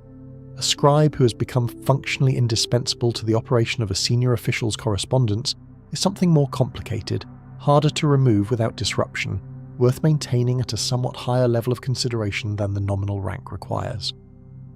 The languages were a separate challenge and a separate advantage. Standard Akkadian you had mastered before you arrived. The more specialised registers of formal royal correspondence came with the work. But the empire was not monolingual, and the palace was not monolingual, and Aramaic had spread through the empire as the practical language of commerce and administration across the widest territory, because it had a relatively simple consonantal script and a grammar accessible enough to be learned functionally by speakers of very different native languages. You used it regularly, particularly in correspondence involving merchants, administrators in the western provinces, and diplomatic exchanges with kingdoms that were not Akkadian-speaking. There were also the older scripts that occasionally appeared in documents with particular ritual or historical significance, cuneiform forms that your Adubba had introduced but that required ongoing attention to remain current in, because they appeared infrequently enough that the knowledge was not automatically maintained by regular use. The most senior scribes in the palace, the ones who had been there longest, were in some cases capable of reading documents that were already centuries old when they handled them, continuations of a scribal tradition that had maintained literacy with ancient forms for reasons that were partly practical and partly the expression of institutional respect for antiquity that characterized Mesopotamian learned culture. This depth of the tradition was something you felt when you worked with it. The practice you were engaged in, pressing small shapes into clay, recording the transactions of power, maintaining the institutional memory of the state, was old. Older than the current dynasty, older than the Assyrian state as a political entity, older in its basic form than almost anything else the human world had produced. And the feeling of participating in something of that age, of being a link in a chain that extended back further than any living person could personally trace, was one of the quieter satisfactions of the work, something that existed alongside the anxiety and the discretion and the early mornings and the careful silences, a sense that what you were doing had a weight and a permanence that individual human careers rarely possessed. You handled literary documents occasionally, not as a primary function, but as part of the archive's comprehensive scope. The palace library contained compositions that were old when the current king was young, hymns and omen texts and mythological narratives copied and recopied across generations of scribes who had preserved them, not because they had immediate administrative use, but because they were part of the accumulated knowledge the institution considered worth maintaining. Copying these texts was different work from administrative correspondence. It required the same technical precision, but brought you into contact with a language crafted for purposes other than efficiency, designed to be heard and remembered and felt, and you handled it with the specific respect that someone trained to value accuracy brings to things that are fragile and old. The omen texts were their own category. Mesopotamian omen practice was extensive and systematic. The detailed cataloguing of observed phenomena and their associated predictions, everything from the behaviour of animals to the appearance of celestial bodies to the patterns of oil poured on water, each observation connected through accumulated experience and theological reasoning to specific outcomes in the world. These texts were consulted. When the king faced a significant decision, when a military campaign was being planned, when an unusual natural phenomenon had been observed, the omen texts were retrieved and examined by specialists who could read them with the interpretive understanding that distinguished a literate scribe from a skilled diviner. You were not a diviner. The diviners were their own specialist class within the palace, trained in interpretive methods that went beyond scribal literacy, performing the technical and religious work of reading the signs that the gods presented to the world. But you interacted with diviners in your administrative role, copying their reports and queries and the records of consultations, and the exposure to this world gave you a perspective on the palace that was not available to someone who saw only the administrative correspondence. The palace was simultaneously a machine for governing and a place where people were trying to understand what the gods intended, and these two activities occupied the same physical space and were not, from the palace's perspective, separate activities. The relationship between the king and the divine was the central theological claim of Assyrian royal ideology, and everything in the palace existed in its presence. The king was not a god, an important distinction in Mesopotamian theology that Assyrian religion maintained carefully. But the king was the god's chosen agent, the specific human through whom divine will operated in the world, And this claim was not merely rhetorical. It was the structural basis of everything else. The administration worked ultimately because the king had divine authority, and the divine authority was real because the gods had demonstrated it in victories and in the orderly conduct of the cosmos, and the victories were recorded in the inscriptions and the reliefs in the administrative files, and you were the person who maintained the files. This connection between the daily work of documentation and the larger theological claim it served was not something you thought about explicitly during any particular day. You thought about the accuracy of the tablet in front of you, the routing of the correspondence, the preparation of the draft, the organization of the archive. But in the background, always, was the awareness that you were part of something whose meaning extended far beyond the particular documents you were handling. You were the memory of an empire. You were the mechanism by which an empire that claimed divine authorization made that claim legible to everyone inside it and beyond it. And doing this work well was itself a form of participation in something larger than your own life. Whether that felt like purpose or simply like the awareness of your own smallness depended on the day. There was also the work of the court itself, the daily management of the palace as a physical institution. The palace was not simply a place where decisions were made and recorded. It was a place that required ongoing provisioning, staffing, maintenance, and administration. And all of this generated its own documentation that passed through the scribble office as surely as the military correspondence and the diplomatic exchanges, food allocations for the various ranks of palace personnel, oil and wood and textile supplies for the various functional departments, the labour schedules of the servants and craftsmen who maintained the physical fabric of the buildings, the inventory records of the storerooms and the treasury. Each of these streams of documentation was its own subdomain of the scribal function, requiring its own specialist knowledge and its own filing system, and managing the whole of it simultaneously required the kind of organisational capacity that the Adaba had begun to develop in you, and that years of actual practice had refined into something that functioned automatically and reliably. The palace kitchens were themselves a logistical operation of considerable scale, feeding several hundred people at different levels of provision, from the elaborate cuisine of the royal table to the basic rations of the lower palace staff, and the provisioning records alone constituted a substantial portion of the archive's daily intake. You had colleagues who specialised in this domain, who knew the seasonal availability of specific provisions, the standard allocations for different ranks, the procedures for managing shortfalls and surpluses, and whose expertise was as specific and as hard to replace as your own. The functional specialisation within the scribble corps was extensive, more extensive than most outsiders would have imagined, because the scribal function had expanded to fill the full scope of what the palace required, and the palace required a great deal. The training of new scribes was another responsibility that fell to the experienced members of the scribal corps. You'd been trained by your seniors, and you now trained your juniors, passing on not just the technical knowledge of the signs and the registers and the filing systems, but the softer knowledge that the Adaba had not provided, and that could not be taught by description alone. The knowledge of when to be visible and when to be invisible. The knowledge of how to handle documents whose content was beyond your clearance level without creating the impression that you had noticed the content was beyond your clearance level. The knowledge of how to write the official version of events without allowing your personal experience of the events to contaminate the official version in ways that would be noticed. You taught these things in the same way you had learned them, by example, and by the quiet correction of small errors before they became large ones. When a junior scribe handled a sensitive document with slightly too much attention, you redirected their attention to something else without explaining the reason, because explaining the reason would itself be an error. When a junior scribe drafted a letter in language that was technically accurate, but carried an inadvertent implication that the recipient might find offensive, you revised the draft without annotation, because the annotation would draw attention to the problem in a way that created a record of the scribe's error, and creating records of errors was not how you managed the training process. The junior scribes watched you the way you had watched your own seniors, picking up the invisible curriculum of the role alongside the explicit one. The explicit one was what the Adaba had started.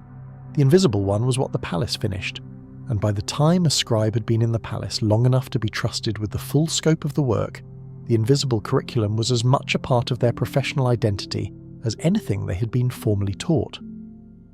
There were days when the work was simply beautiful in the technical sense of craft executed well. A diplomatic letter composed in the formal register of royal correspondence, each phrase in its correct position, the theological framing properly establishing the king's authority, the operative clauses precise and unambiguous, the complementary close calibrated to the exact degree of respect owed to the recipient. The whole thing sealed and ready with the knowledge that it would be read by someone who understood every element of what you had done and would evaluate each one, was a kind of achievement that you felt in the way a craftsman feels the completion of something made correctly. Not dramatic, not worthy of announcement. Simply right, in the specific and satisfying way that things done correctly are right. And there were days when the work was simply the grind of volume, the processing of routine correspondence and routine filings and routine copies that constituted most of the archive's intake on any given day, and these days required the maintenance of precision through repetition in the way that any sustained skilled work requires it, by habit rather than by fresh intention, by the discipline of continuing to do something correctly after the novelty has gone and the work is simply the work. The discipline was its own form of professional pride, quieter than the satisfaction of the complex letter, but not less real. The pride of consistency rather than the pride of difficulty. You thought, on the long evenings when the lamp was low and the last of the day's correspondence was being filed, about what the archive meant beyond the immediate function it served. Thousands of tablets, accumulating across decades and centuries, each one a record of something that had happened, something that someone had thought worth preserving in the medium that this civilization had chosen for preservation. The cumulative record was something larger than any of its parts, a kind of institutional consciousness that remembered what individual people could not, that preserved the patterns across time that no single person's lifetime was long enough to contain. You were adding to it. Every day you sat down and pressed signs into clay, you were adding to something that would outlast you and that would, if it survived the inevitable disruptions of history, still be there when people who were not yet born were trying to understand the world that you were part of. This thought was not grand when it occurred to you. It was simply the awareness of your own smallness in a long chain of people who had done the same work before you and would do it after you, and that the chain itself was the thing that mattered, and that your part in it was to do your work correctly and pass it on intact. Now step back further still, past the individual experience of the soldier and the scribe, past the biography of the reformer king, and consider the empire as a whole from the outside in, because this is where things become genuinely interesting. The Assyrian Empire was the most feared state in the ancient Near East for roughly 3 centuries. Its reputation for violence was not exaggerated by its enemies or inflated by bad history. The inscriptions, the palace reliefs, the accounts of siege warfare and mass deportation, these were real. But the gap between the image of Assyrian power and the experience of maintaining it from the inside is one of the strangest stories in ancient history, and it begins with the empire's single most powerful tool, which was not its army. It was its reputation, and reputation, it turns out, is significantly harder to maintain than an army. The mechanics of the Assyrian public image were specific, deliberate, and the product of considerable institutional investment.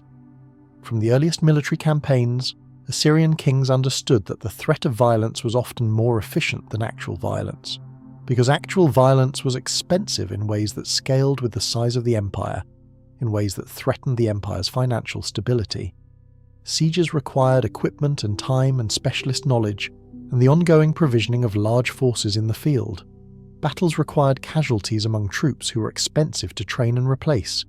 The logistics of moving an army across the ancient Near East and feeding it while it moved consumed resources at a rate that even a prosperous empire found difficult to sustain indefinitely. But the reputation of an army, properly constructed and carefully maintained, could achieve many of the same results at a fraction of the operational cost, because the fear of what would happen was as effective as a deterrent as the actual happening, and considerably cheaper. This is not a cynical observation. It is an accurate description of how Assyrian imperial strategy actually worked, and the evidence for it is in the tribute records, specifically in the tribute that arrived without the army having to go anywhere to collect it, which is the tribute that represents the system working as intended. The construction of the reputation was not accidental. Royal inscriptions describing campaigns were composed in language that served simultaneously as historical record and as propaganda with a specific distribution strategy. The formulaic phrases that appear across hundreds of royal inscriptions, the king marches, the enemy trembles, resistance crumbles, the city falls, the tribute is received, the gods are pleased, were not simply conventional language. They were a carefully maintained narrative of inevitability, presenting Assyrian military success not as the contingent outcome of specific circumstances involving specific decisions by specific people on specific days, but as the expression of cosmic will working through the king toward predetermined ends. If Assyrian victory was cosmically guaranteed, then resisting Assyria was not just militarily unwise, it was theologically incoherent, a decision to oppose the direction of divine history, and who could win that argument? These inscriptions were displayed, not just archived. They were built into walls, carved into cliff faces at prominent points along important routes, placed on stelae in conquered cities, where the populations who now lived under Assyrian authority could encounter them in the course of their daily lives. The message was continuous and unavoidable, and was intended to be: you are in the presence of something that the gods have chosen to succeed, and the gods' choice is visible in the record of everything that has already been accomplished. And if you are calculating whether to cooperate or resist, this record is the primary data you are being offered. The palace reliefs took this further in ways that modern visitors to museums, standing in front of the enormous carved panels in London or Paris or Chicago, sometimes find difficult to fully grasp. These images were not art in the sense we tend to use the word, not objects produced primarily for contemplation or aesthetic experience. They were communication, specific and calculated, directed at specific audiences. The siege machinery depicted with technical precision, the king in postures of divine favour and physical dominance, the defeated in attitudes of subjugation and supplication, the tribute bearers from far regions approaching with their foreign goods, all of this was information. It was information about what the empire was capable of, information about what happened to people who tested that capability, and information about the relationship between the king, the gods, and the direction of history. Foreign envoys visiting the palace walked through these images to reach the throne room. The walk was itself the message. By the time you stood before the king, you had been immersed in a visual account of why resistance was irrational and cooperation was wise. The architecture was doing diplomatic work before any words were exchanged. It worked.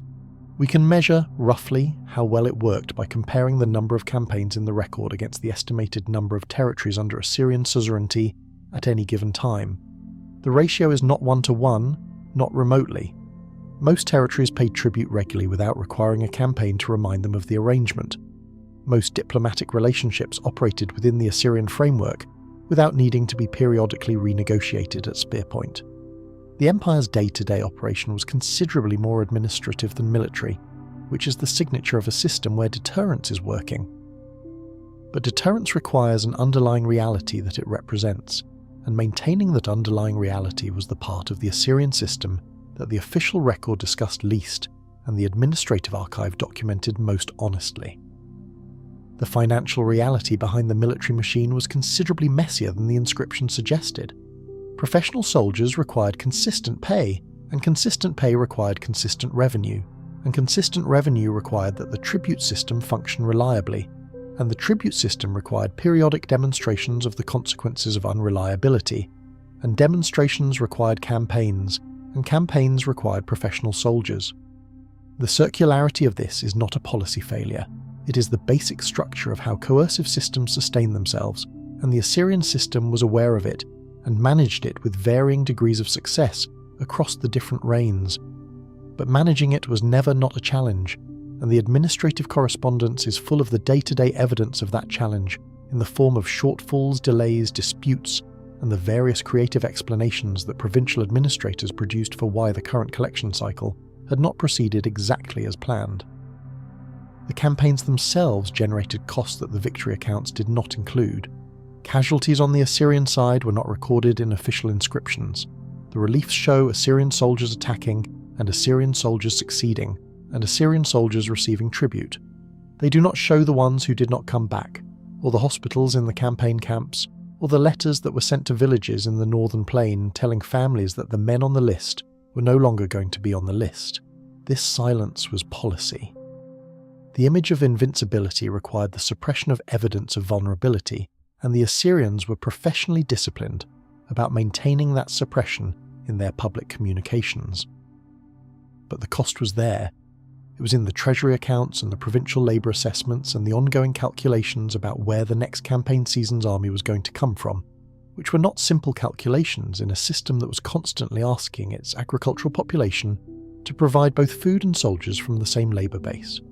The farm that produces the grain that feeds the army also loses the man who should have been farming it to the army, and this double draw on the same resource had limits that the administrative correspondence engaged with more honestly than the royal inscriptions.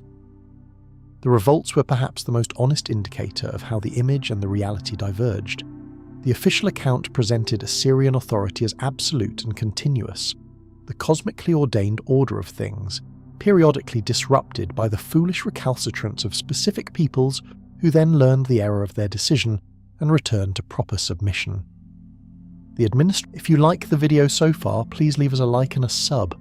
A sub to the channel helps us make more videos for you to watch and keep the channel alive. The administrative record presented something more repetitive and structural. Territories that had been incorporated, had paid tribute for some period of time, had experienced some combination of heavy extraction and external pressure and internal leadership change that made the calculation of continued submission less obviously rational than it had been, and had then stopped submitting, requiring a military response that consumed resources and time and produced a new round of incorporation that would hold for some further period of time before the cycle repeated. This was not a failure of the system, it was the system. It was how empires work at the edge of their administrative reach, where the cost of compliance and the cost of defiance are close enough together that small changes in local conditions tip the calculation. The genius of the Assyrian approach was not that it prevented this cycle from occurring, but that it built the military and administrative capacity to respond to it quickly enough that the windows of effective defiance were narrow. But responding to it required resources, and the resources had to come from somewhere, and where they came from was the territories that were currently complying, which created the pressure that eventually contributed to non-compliance, and the cycle continued. Esarhaddon, the son of Sennacherib, provides one of the more illuminating examples of the gap between the imperial image and the imperial experience from the inside. He inherited a throne that had been made unstable by his father's controversial decision to destroy Babylon, a decision that required Esarhaddon to spend significant political and material capital on the rebuilding of Babylon in order to restore the legitimacy that Sennacherib's action had damaged, because Babylon was not just a city but a religious and cultural centre whose destruction had theological consequences that rippled through the entire Mesopotamian world and could not simply be ignored. Esarhaddon managed this, but the management required resources and attention that were not available for other purposes while the Babylon problem was being addressed. He also conducted campaigns in Egypt, extending Assyrian reach to its furthest geographical point and producing a truly remarkable administrative challenge, governing Egypt from Nineveh across distances and through cultural differences that the Assyrian system had never previously attempted to manage. The campaigns were militarily successful. The administration of the conquered territory was considerably more complicated. Egypt had been conquered, but it had not been subdued in the administrative sense, and the ongoing effort required to maintain Assyrian authority, there drained resources that were simultaneously being demanded by the northeastern frontier, and the perpetual management of Babylon and the routine administration of the empire's established territories. Ashurbanipal, the last of the great Assyrian kings, is in some ways the most revealing example of what the empire's success had created. He was by all accounts a man of exceptional intellectual range and genuine personal engagement with knowledge. The famous library he built at Nineveh contained tens of thousands of tablets, encompassing the full breadth of Mesopotamian learning, and this was not the collection of a dilettante, but of someone who had genuine intellectual passion.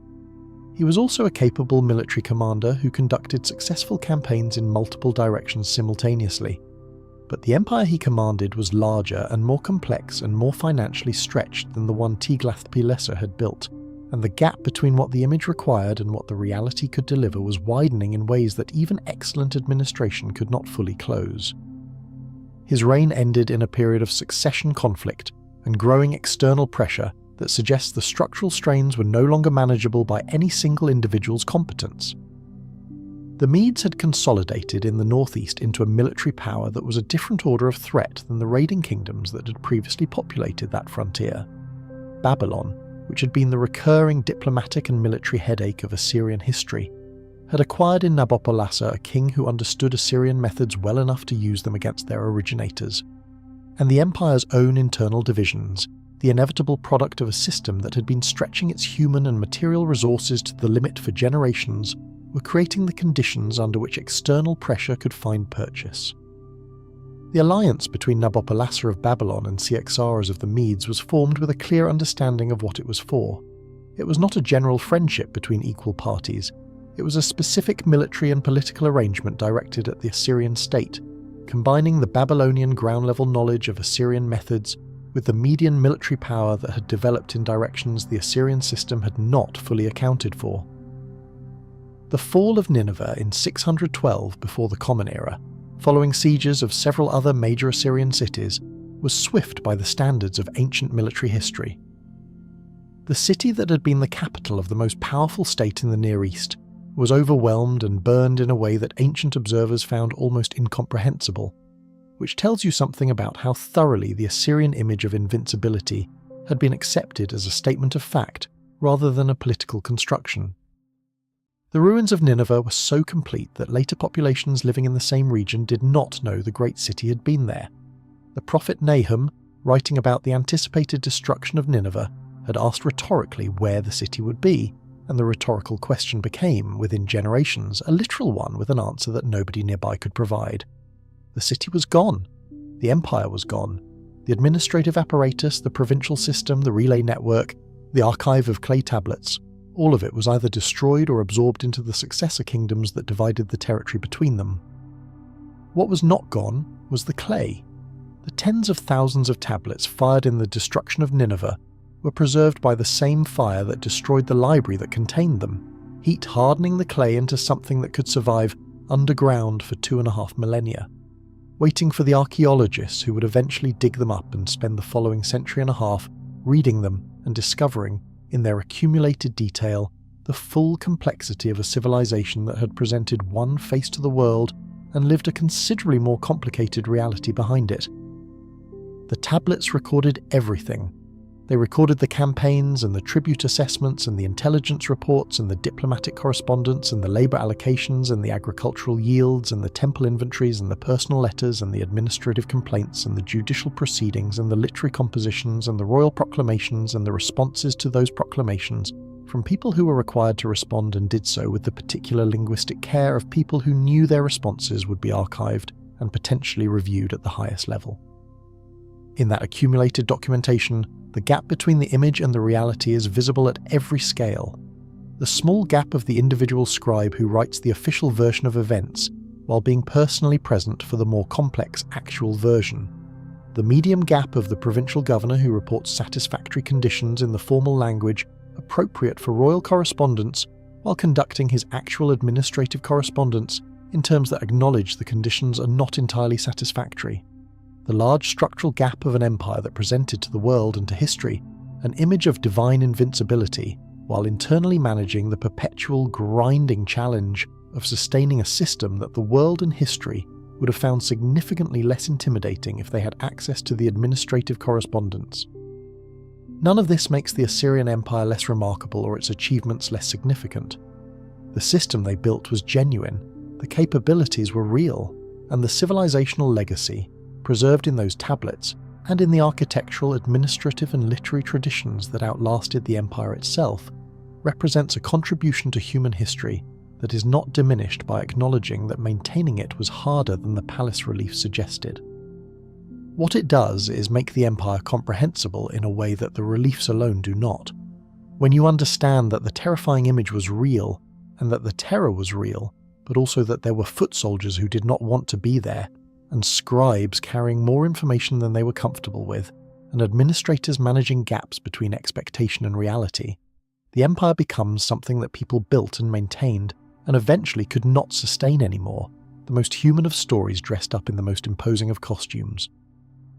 There is also the matter of the religious and cultural legitimacy that the empire needed, and that was, in some ways, the most fragile of its assets. Military force could take territory, administrative systems could extract tribute. But the sustained cooperation of subject populations over generations, the kind of cooperation that made the empire function at a level above mere extraction, required something more than fear. It required the sense, however constructed and however maintained, that the Assyrian order was the right order, that the king who sat at its head had a legitimate claim on the compliance of the people under his authority, and that compliance was not simply prudent, but was in some sense correct.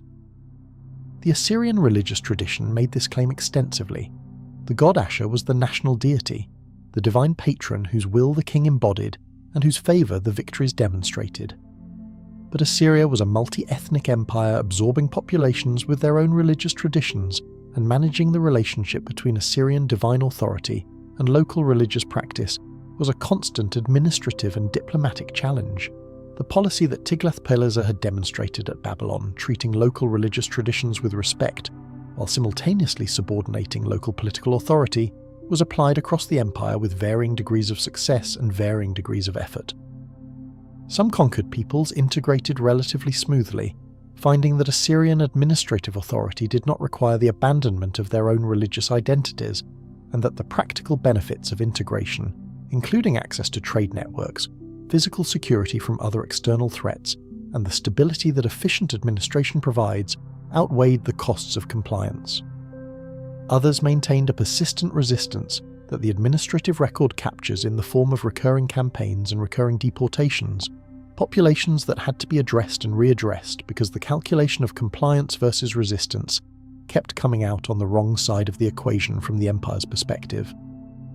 The intelligence apparatus that tracked these tendencies was one of the more sophisticated features of the Assyrian administrative state, and one of the least discussed in the official record because discussing it in detail would acknowledge an aspect of imperial rule that the official image preferred to leave implicit. The image was of universal submission, the world arranged in proper order around the Assyrian king. The reality was of continuous monitoring, continuous assessment, continuous management of the population dynamics that determined whether any given territory remained compliant or required intervention. These were not the activities of a system that had achieved the universal submission it claimed.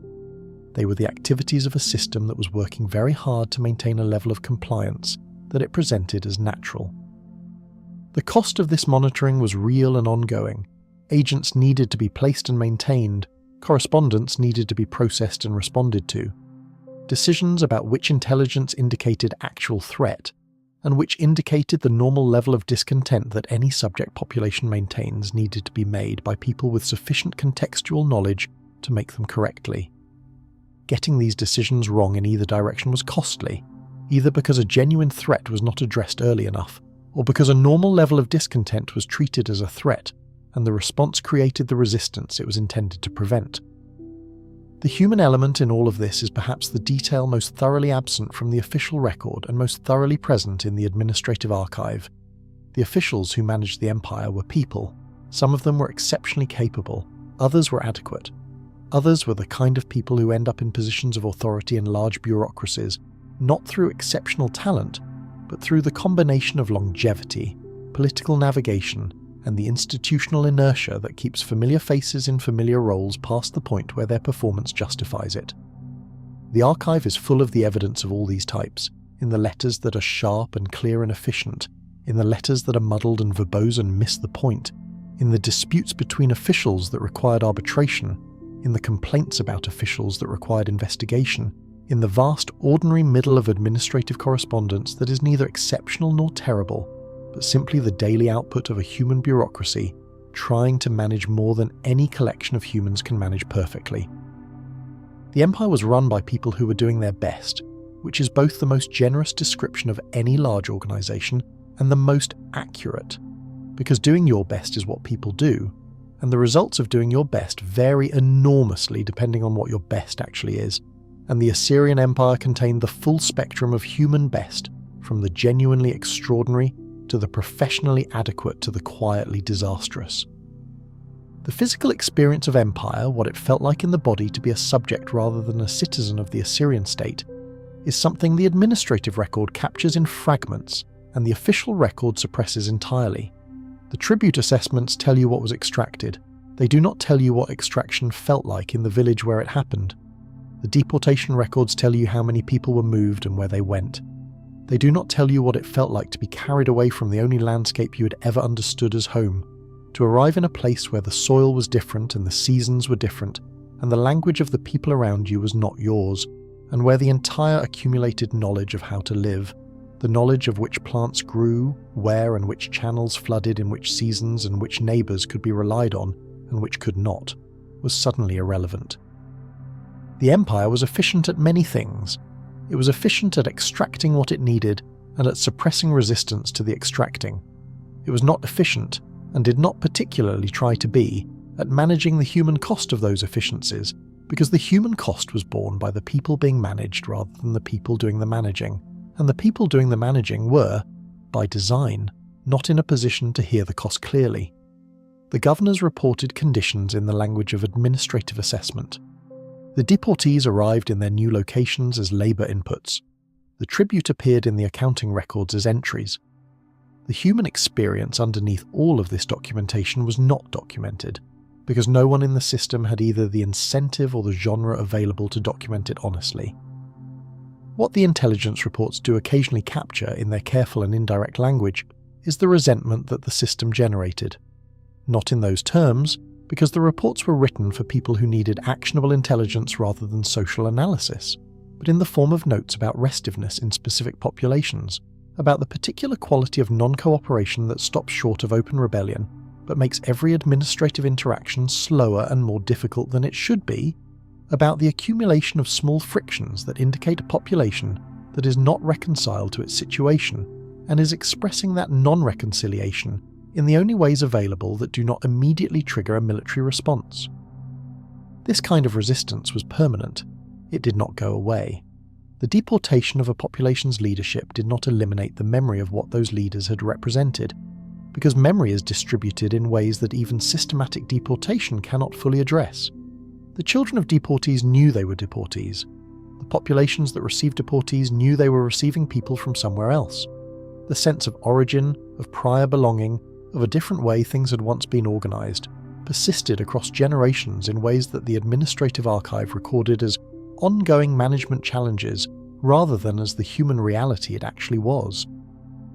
The Assyrian system understood this at some level, because its response to recurring resistance in specific territories was not simply to apply more force, though force was certainly applied, but to continue the deportation strategy, continuing to mix populations, continuing to dilute the local coherences that gave resistance its organisational basis. This is a sophisticated response to a problem the system understood accurately. It is also a response that continuously generated new versions of the same problem at one remove, because people who have been forcibly relocated develop their own coherences in their new locations, and those coherences become the basis for the identity of people who remember that their grandparents were moved against their will, which is a form of grievance that is, if anything, more durable than the original one. The empire was running, in other words, a kind of negative productivity loop, in which its methods for managing resistance generated the conditions for future resistance, which required further application of the same methods, which generated further conditions, in a cycle that the administrative apparatus managed but could not close. This is not a unique feature of the Assyrian Empire. It is a structural characteristic of empires that maintain authority primarily through coercion rather than consent. The Assyrians were simply unusually honest about it in their administrative documentation, because they wrote everything down, and because the intelligence reports that tracked resistance, and the provisioning records that tracked the costs of suppressing it, were documents created for internal use by people who had no reason to maintain the official image for each other. The archaeological record adds dimensions to this picture that the textual record cannot fully provide. The destruction layers that excavators find at sites across the ancient Near East, the burned levels, the artifacts scattered by violence rather than accumulated by use, the bones that tell stories the administrative record was not designed to preserve. These are the physical record of what the Assyrian system looked like from the outside, from the perspective of the places where the demonstrations of power were performed, the sites that show destruction and then reconstruction, the cities that were taken and then rebuilt and then administered as Assyrian provinces, represent the full arc of the process, the before and the after visible in the stratigraphy. with the event itself present as the layer between them. The human beings in those layers, the people whose presence is indicated by the artifacts and whose absence is indicated by the displacement, were not abstractions. They had names and families and the accumulated knowledge of how to live in their specific places, and most of that has not survived, because it was not the kind of thing that was written on clay, and because the clay that was written for them was not always fired, and because the destruction that the Assyrian system brought to specific places was thorough enough to eliminate most of what those places had produced. We know the empire primarily through the empire's own documentation. The people the empire managed are present in that documentation primarily as objects of management, which is what the system needed them to be and what the system's records therefore made them. This asymmetry in the historical record is not accidental. It is the outcome of the asymmetry in the system that produced the record. And sitting with that asymmetry honestly, acknowledging that the most extensively documented ancient empire left us documentation primarily of its own perspective, and primarily of the perspective of the people who ran it rather than the people who were run by it, is part of what it means to take the historical record seriously rather than simply taking it at face value. And tonight, in the dark, with the time you have before sleep arrives, that is the image to carry with you. Not the king in his heroic posture on the palace walls, carved in stone that has survived 2.5 millennia of burial and excavation. Not the defeated kneeling before him in the stylized posture of submission that the relief carvers perfected. Not the armies in their formations moving with the smooth precision of their carvings, which emit the dust and the heat, and the weight of the spear and the sound of feet on hard ground for several thousand consecutive mornings. But the people inside all of that, managing the daily reality of it, making the calculations that the situation required, enduring what could not be changed, and doing what was asked of them, and going home when it was over, and putting down what they had been carrying and sitting in the first familiar place they had reached in months. Not the king in his heroic posture on the palace walls, not the defeated kneeling before him, not the armies moving with the confident precision of their carvings, but the foot soldier eating his ration in the dust of a Mesopotamian plain, trying to make himself invisible in the middle of something enormous, the scribe pressing shapes into clay and carrying home in careful silence the knowledge of things he will never acknowledge knowing. The administrator composing the gap between what was promised and what was delivered in language diplomatic enough to not create consequences. And somewhere in a palace, a king who built a machine more capable than any that had existed before him, and understood, in his more honest moments, that the machine would outlast his ability to run it, and would eventually exceed everyone's ability to run it, and built it anyway, because what was in front of him was a problem that needed solving and he had the tools to solve it. History is full of these people. People doing real and difficult and sometimes terrible work inside systems designed without reference to their personal comfort, keeping things moving because the things need to keep moving, making the calculations that their situations required, enduring what could not be changed and building what could in the time and with the resources available. They did not expect to be remembered. Most of them were not. The official record remembered the king. The administrative record remembered the ledger. The clay remembered everything indiscriminately in the way that good records do. So tonight you have spent time with some of the things the clay remembered. The man who was conscripted and survived. The king who reformed and built. The scribe who documented and kept silent. The empire that was terrifying and expensive and ultimately finite. Each of them inside a system. Each of them doing the thing that the system required. Each of them more complicated than the role they filled, all of them gone now in the specific way that people are gone, replaced by the record of what they did and the long, slow work of understanding what that record actually says. Let the images settle. The cracked clay plane under a Mesopotamian sun, the lamplit archive room with its orderly stacks of tablets, the palace reliefs in their enormous silence, recording a version of events that was accurate in the way that all official versions are accurate, which is to say partially and intentionally. The fire at Nineveh that destroyed the library and preserved it simultaneously, heat hardening the clay into permanence, waiting for the questions that would only be asked 2,500 years later. The ancient world is not as far away as the distance suggests. The structures are different and the technology is different, and the specific forms of suffering are different, but the experience of being a person inside a system that is larger than you, that requires things of you without asking whether you would like to give them, that presents one face to the outside and maintains a different reality within, that endures as long as it can and then does not. This experience is as old as organised human society and as current as this morning. Every generation has its version of the foot soldier who did not want to be there and kept walking anyway. Every generation has its version of the administrator, carefully managing the gap between the official account and the one they actually lived. Every institution that presents a polished face to the world has a back room where the real accounting happens, where the actual costs are tallied against the actual resources, where the capable and the merely adequate and the quietly insufficient are all doing their jobs with whatever they have.